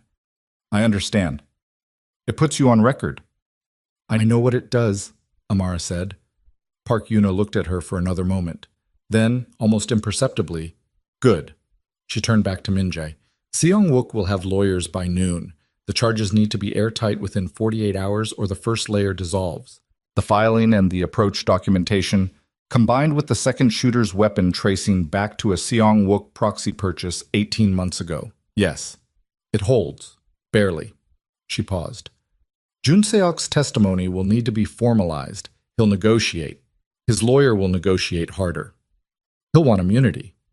Partial. I won't give full." Her voice was the voice of a woman who had spent 7 years wanting exactly what she was getting and had no intention of making it cheap. "He gives us the full chain. Every order, every payment, every intermediary between himself and Seong-wook going back to the beginning. Partial immunity for full cooperation. That's the offer." Min-jae was quiet for a moment. "And Do-hyun?" "Park Do-hyun has already been detained. He's been talking since 4 a.m. He's been wanting to talk, actually. He's been terrified that Seong-wook would clean him up as soon as the operation collapsed." Park Yuna said it without satisfaction. "He's the one who gave us the second shooter's name, so he's useful. He ordered Jun Seok's original engagement. Yes, he'll serve time. Less than he deserves, more than his lawyer will want. That's what the evidence supports."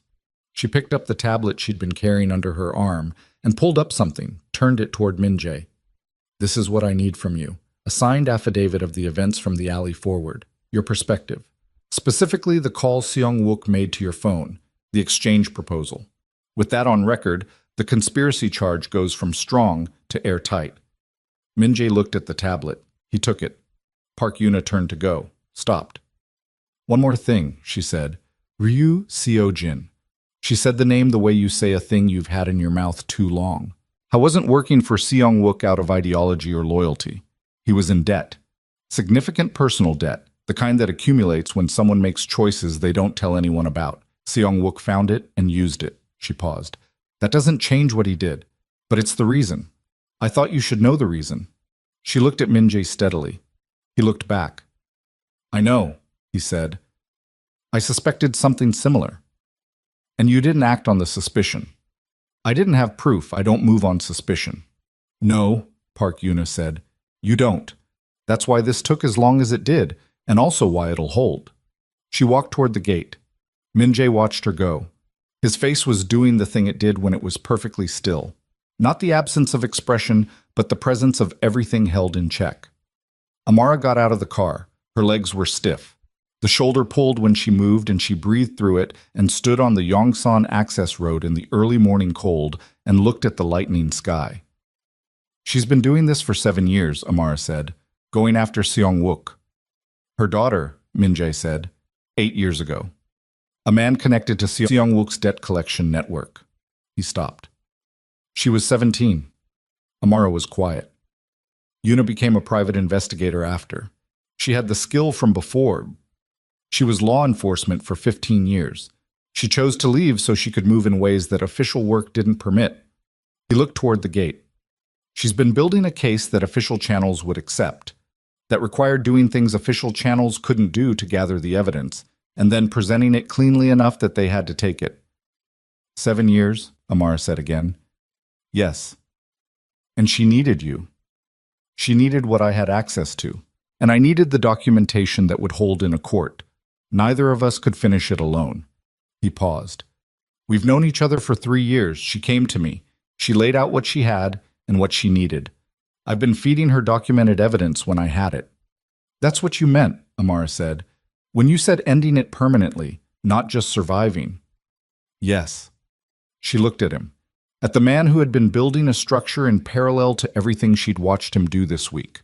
The guards, the contingency plans, the compartmentalization, the careful rationing of information, all of it feeding toward this. A prosecution that would hold. You could have just killed him, she said. Flatly. No accusation. Yes, he said. I could have. Why didn't you? He looked at the gate, at Seong-wook's compressed shape in the vehicle beyond it. Because dead men don't answer for anything, he said. They become grievances. They become reasons. Every man I've ended, there is someone who uses that ending as a foundation for something worse. He turned to look at her. Seong-wook in prison. Charged. Documented. Public. That's different. That means it happened. It means it's real and recorded, and it doesn't disappear into someone's version of events. You want accountability. I want there to be a record, he said. That's all. Just a record. She understood that this was not a small thing for a man who had spent his life in the space between law and its absence. She understood that it was, in some way, she was only beginning to see the shape of everything. They returned to the safe house at 7:15. Marcus was awake. He was at the table with his tablet and a cup of instant coffee that the kitchen had provided, and he looked up when they came in with the specific expression he'd worn since he was 16 when he was monitoring a situation and had decided not to let on how closely. He looked at Amara, at her shoulder, at her face. Done, she said. Done, he repeated. Not a question. Yeah. He looked at Min-jae. A long look, the kind Marcus gave people he was reassigning from the category of unknown quantity to something more specific. Min-jae met it without flinching, which Amara noted. Sit down, Marcus said to her. You look like you've been run over. I feel like it. Then sit. She sat. Min-jae sat across the table. Dong-hyun, who had been running on the same no-sleep timeline as everyone else, went to make coffee with the kind of focused intent of a man converting exhaustion into task completion. Marcus looked between them. So what happens now? Min-jae folded his hands on the table, looked at them. Seong-wook is in custody. The charges are documented. The prosecutor's office will take possession of the case by tomorrow. He paused. You and your sister will need to give formal statements. I've spoken with the investigator about a protected witness process that keeps your names out of the public record. Your statement goes to the court. It doesn't go to the press. And after the statement. After the statement, you're free, completely. No obligation, no continued involvement. He paused again, and this one had more inside it. I've already transferred funds to an account in your sister's name. Don't argue, he said preemptively, looking at Amara. It's not a payment. It's what should have been there from the moment she was shot in an alley because of something that had nothing to do with her. It's a correction. Amara opened her mouth, closed it. The number when Dong-hyun had shown it to her in the car had been large enough to rewrite several years of hard mathematics. I'll argue later, she said, when I have more energy. Fine. Marcus looked at Min-jae with the expression of a man who had made a preliminary decision about someone and was running a final check. You're not what I expected. What did you expect? I didn't have a clear picture. I worked from what Amara wasn't saying. He picked up his coffee cup. She wasn't scared of you. That told me something. What did it tell you? That you weren't the kind of dangerous that operates on fear of the person next to you. He looked at his cup. That's a specific kind. The worst kind. You're not that. Min-jae said nothing. He looked at the table for a moment. Thank you, he said. It came out with some effort, which Amara thought was probably what made it real. Marcus shrugged. Don't make it weird. He picked up his tablet. I'm going to finish my spreadsheet. Amara slept for 11 hours. She didn't mean to. She lay down on the couch in the safe house apartment, intending to rest her shoulder for an hour.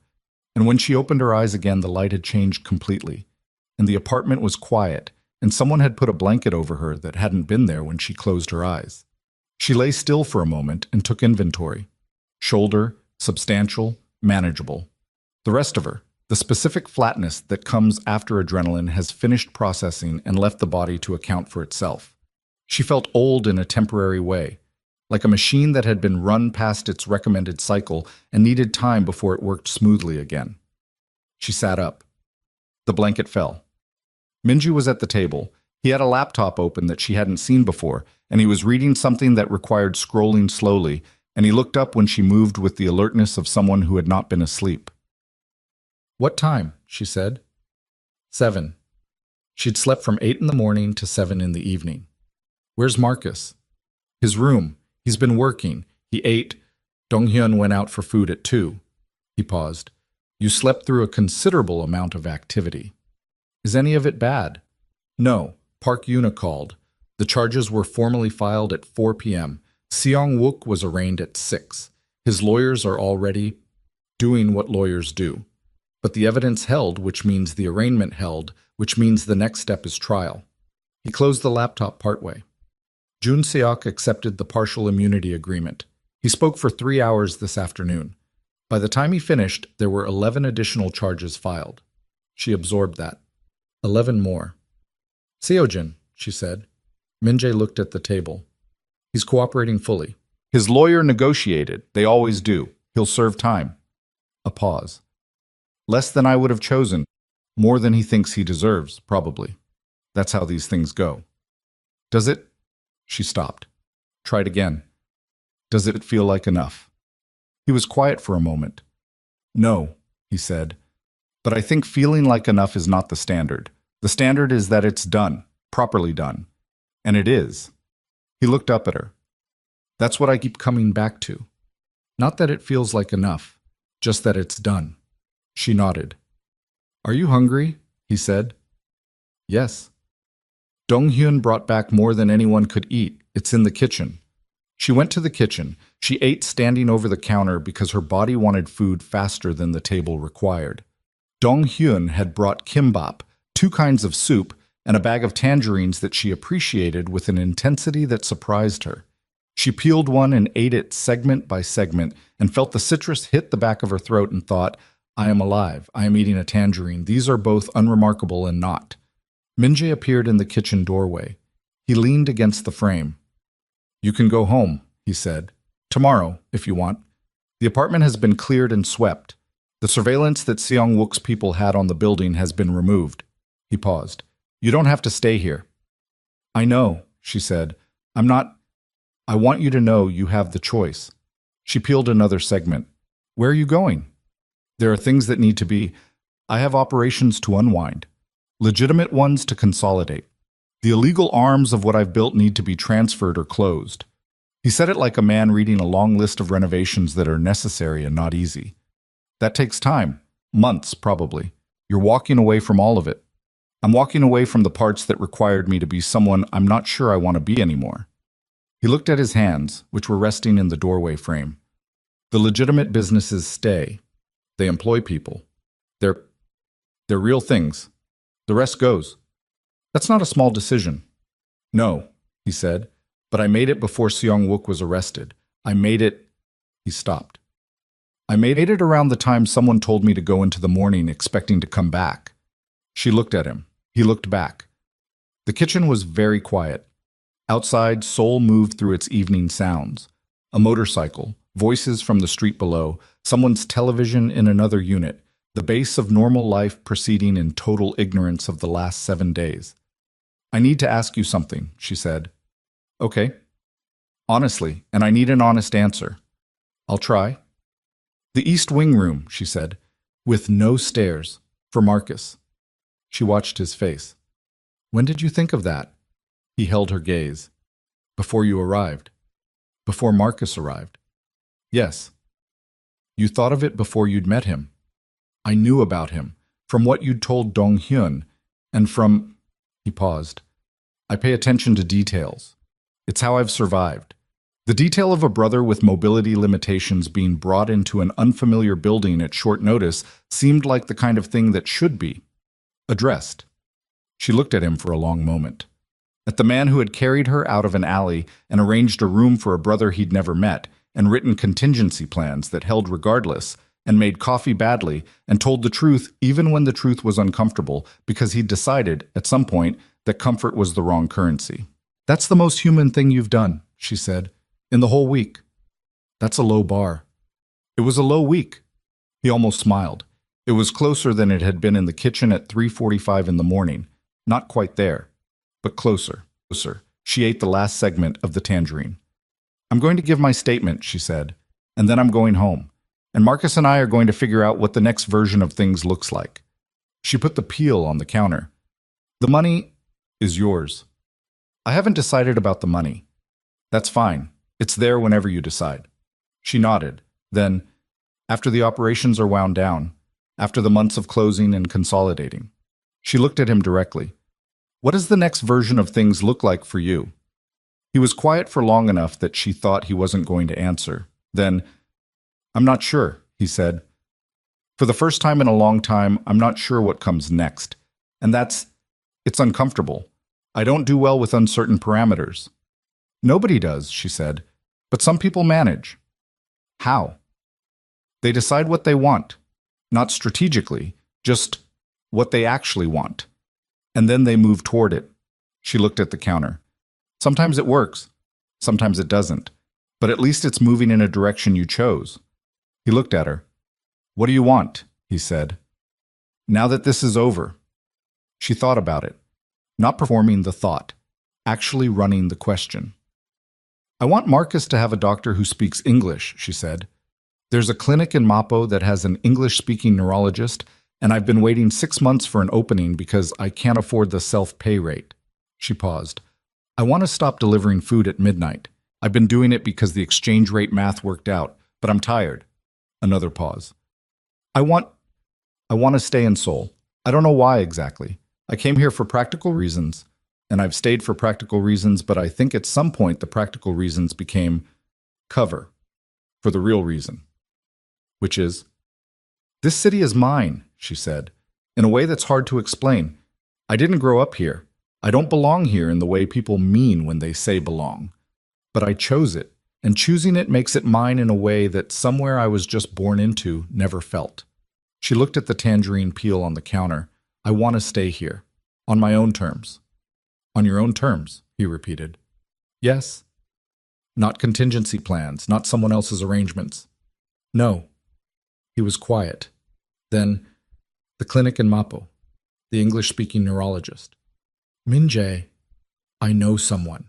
That's all I'm saying. I know someone who can move an appointment. He met her eyes. Not an arrangement, not contingency, just, I know someone. She looked at him. Okay, she said. One appointment. One appointment, he agreed. She gave her statement 3 days later. Park Yuna conducted it herself, in an office that was not police and not quite not police, with a recorder and a second investigator present, and a lawyer who'd been arranged for Amara through a process she didn't entirely understand, but which Dong Hyun had confirmed was legitimate and independent and not connected to Minji's money, which had been her condition. She told it from the beginning. The alley. The shot. The tattoo. The chess rook on Han Jun-seok's wrist. The way the sleeve had pulled back with the motion of raising the arm. She described it in the detail she'd been carrying since the moment she saw it, because she had the kind of visual memory that held things clearly when they were connected to adrenaline, and the alley had been very connected to adrenaline. She described the photo sent to her phone, the text about Marcus's window. She described accessing the business registry, finding the filing, writing the name on the notepad. She described the car and the windshield starring and the sound of the shot arriving after. Park Yuna listened to all of it with the attention of someone for whom attention was the primary tool. She asked precise follow-up questions. Nothing leading, nothing shaped, just, and then what? And what exactly did it look like? And how much time passed between? The kind of questions that build a record the way load-bearing walls are built. At the end, she said, "Your statement will be submitted under protected witness provisions. Your name doesn't appear in the public record. The court will refer to you by designation only." I understand. Do you have questions? One, Amara said. The charges, all 11 additional charges. Do they hold? They hold, Park Yuna said. The additional charges are largely financial, money laundering, tax evasion, fraud. They're built on records that don't require your testimony. Your testimony is for the original conspiracy charge and the direct threat. She paused. That charge is the one that puts him away for the longest time. So yes, your part in this matters, considerably. Amara nodded. Ms. Brooks, Park Yuna looked at her directly. What happened to you in that alley was not something you deserved or invited or failed to prevent. I want to say that plainly because people who've been through what you've been through in a short time sometimes they internalize causality that isn't theirs. She said it without softness, which made it land differently than softness would have. You were in an alley doing your job. Everything after that was someone else's war. The fact that you navigated it the way you did is not because you were part of that world. It's because you're very hard to break. Amara looked at her. At this woman who had spent 7 years being very hard to break, who had built something in the space between official and unofficial out of grief and precision and an unwillingness to accept that the record would stay incomplete. Thank you, Amara said. Park Yuna closed her notebook. The appointment in Mapo, she said. The neurologist. It's scheduled for next Thursday. Min-jae had nothing to do with it. I made the call myself. She stood. The man has certain contacts that are useful. Occasionally, so do I. She left the room. Amara sat for a moment in the recording chair and looked at the middle distance and breathed. She moved Marcus back to the apartment on a Saturday. The building looked the same. Of course, it looked the same. 8 days, not 8 years. But she stood outside it for a moment with 2 bags and her brother beside her and felt the specific quality of returning to something ordinary after something that wasn't, and understood that the ordinary had shifted, slightly, permanently, the way surfaces shift after weight has been on them. Marcus stood beside her. He was looking at the building with the same expression. Same place, he said. Same place, she agreed. Different math. She glanced at him. Different math, she confirmed. He started toward the entrance. She followed. Upstairs, the apartment was clean. Someone had been through it. Park Yuna's people or Min-jae's, she wasn't sure, But the alley smell that had clung to everything since the night she'd left in a hurry was gone. The couch depression was still there. The kitchen was exactly as she'd left it. The window over the fire escape that had always let in more cold than it should was still rattling slightly in the November wind. Marcus went to his room. She heard him moving around, settling back into his specific version of routine, the particular sounds of a man who moves carefully and has arranged his space to accommodate that. She put her bag down. She stood in the middle of her living room. The thermal bag was gone. She'd left it in the alley. She'd have to replace it if she went back to deliveries, which she wasn't going to do, which meant she needed to figure out what else, and she had time to figure out what else, which was new. She thought about Minjai. She'd said goodbye to him that morning. I was leaving Seoul for 2 days. There were meetings in Busan, things being unwound, the long machinery of dismantlement that he'd told her would take months. Dong-hyun was with him. The estate, he'd said, was being evaluated for sale. He was moving somewhere smaller. He'd said goodbye at the door of the safe house apartment. Not formally, not with a speech or a significant moment. He'd put his coat on, picked up the bag that Dong-hyun had packed, and come to where she was standing in the hallway. He'd looked at her for a moment. She'd looked back. "The neurologist," he said. "For Marcus. Let me know how it goes." "I will," she said. A pause. "And the other thing." "What other thing?" "The thing you're going to figure out. What comes after the deliveries?" She looked at him. "I'll figure it out." "I know you will." He paused. "I'd like to know. When you do." "Is that a request?" He held her gaze, steady. The steadiness of a man who had stopped performing and had no energy left for it, and maybe, possibly, no desire. "Yes." She looked at him for a moment, at the dark coat and the healed bruise on his jaw that was fading to yellow at the edges, and the bandage on his forearm still visible at the cuff. At the man who had asked, "Who shot you in an alley?" like it was a demand he intended to fulfill. "Okay," she said. "I'll let you know." He nodded. He started toward the door. "Minjai." He turned. "The East Wing room," she said. "When you sell the estate, that detail." She looked at him. "Take that forward. Whatever comes next. Take that forward." He held her gaze. Something in his face was the most unguarded it had ever been. Not open exactly. He'd never be open in the way some people were. That wasn't who he was, and she didn't need it to be. But present. Fully present. The way a room feels when every window in it is unblocked. "I will," he said. He left. 6 months later, the trial of Lee Seong-wook began in a Seoul district court and was covered by 3 major news outlets and significantly underreported given what it represented, which was the way these things tended to go. The public record referred to a protected witness by the designation W3. The protected witness's testimony was 14 pages of precise, unembellished account that Park Yuna later said was among the clearest she'd seen from a civilian in a complex conspiracy case. Han Jun-seok received partial immunity and testified for 9 hours over 2 days. He was calm on the stand in the way of a man who had made his calculation and was executing on it. His partial immunity covered 3 charges. He still faced 4 others in a separate proceeding.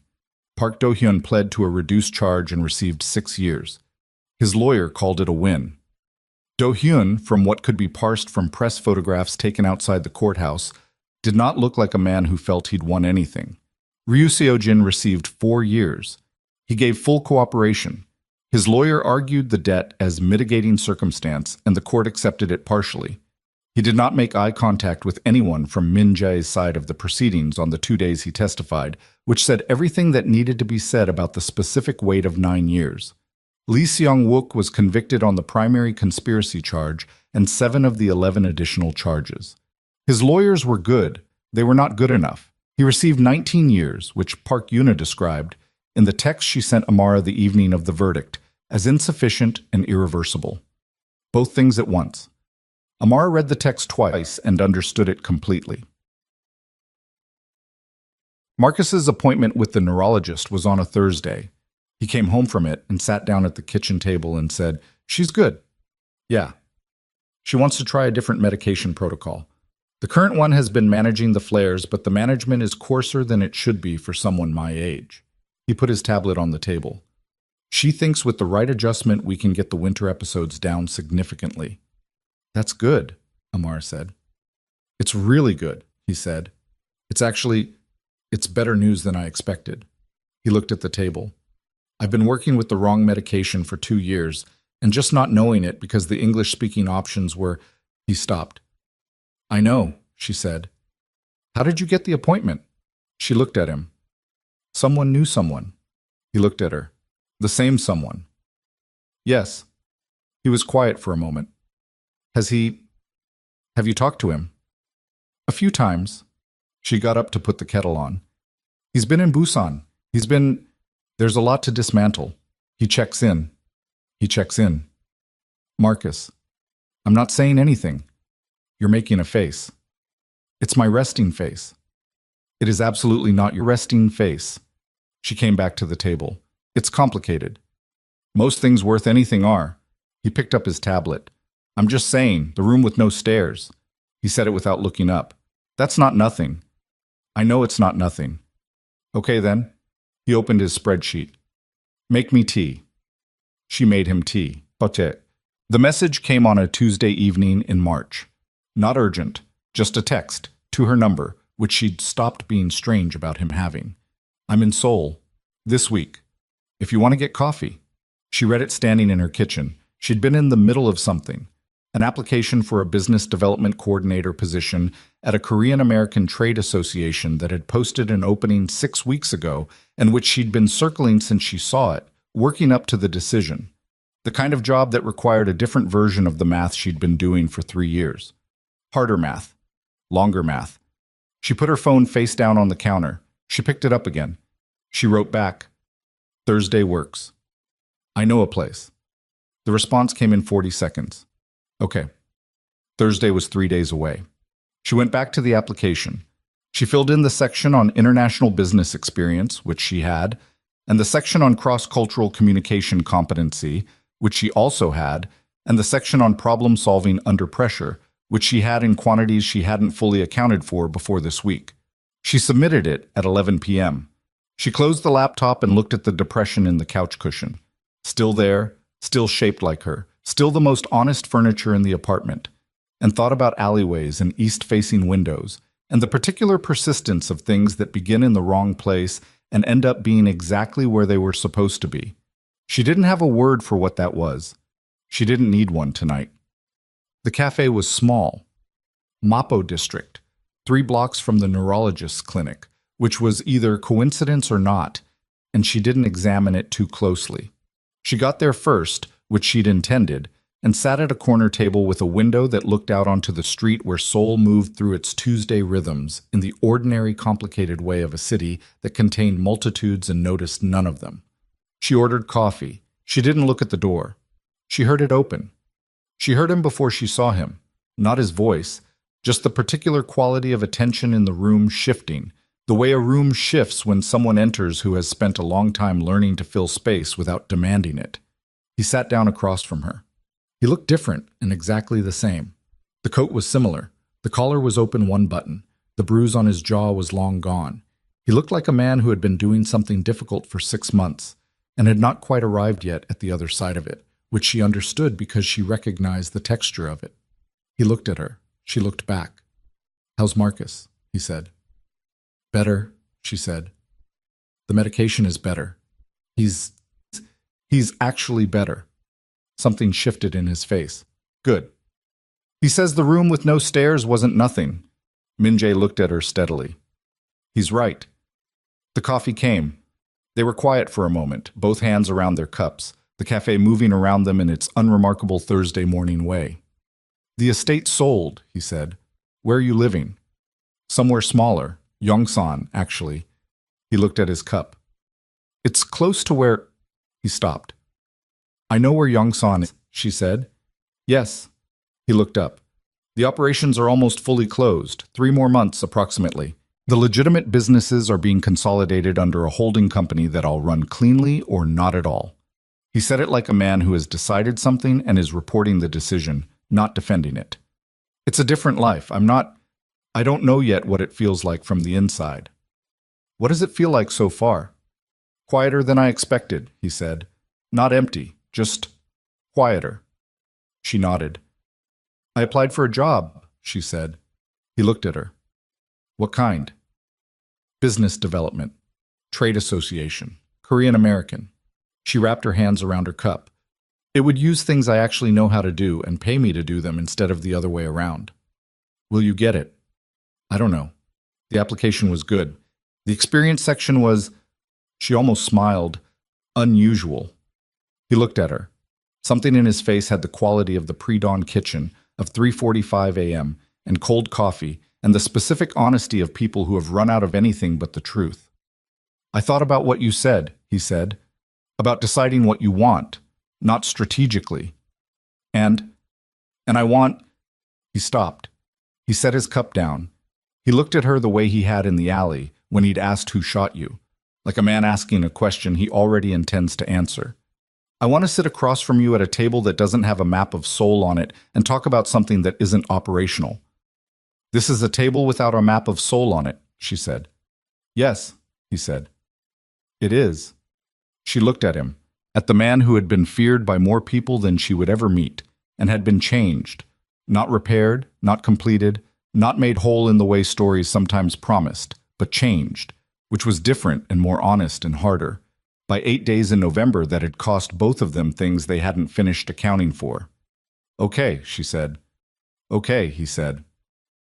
Outside, Seoul went about its enormous and different life. Inside the cafe, two people sat across from each other in the ordinary morning light and said nothing for a moment, which was the right thing to say, and which required nothing from either of them except to be present and to choose to remain so.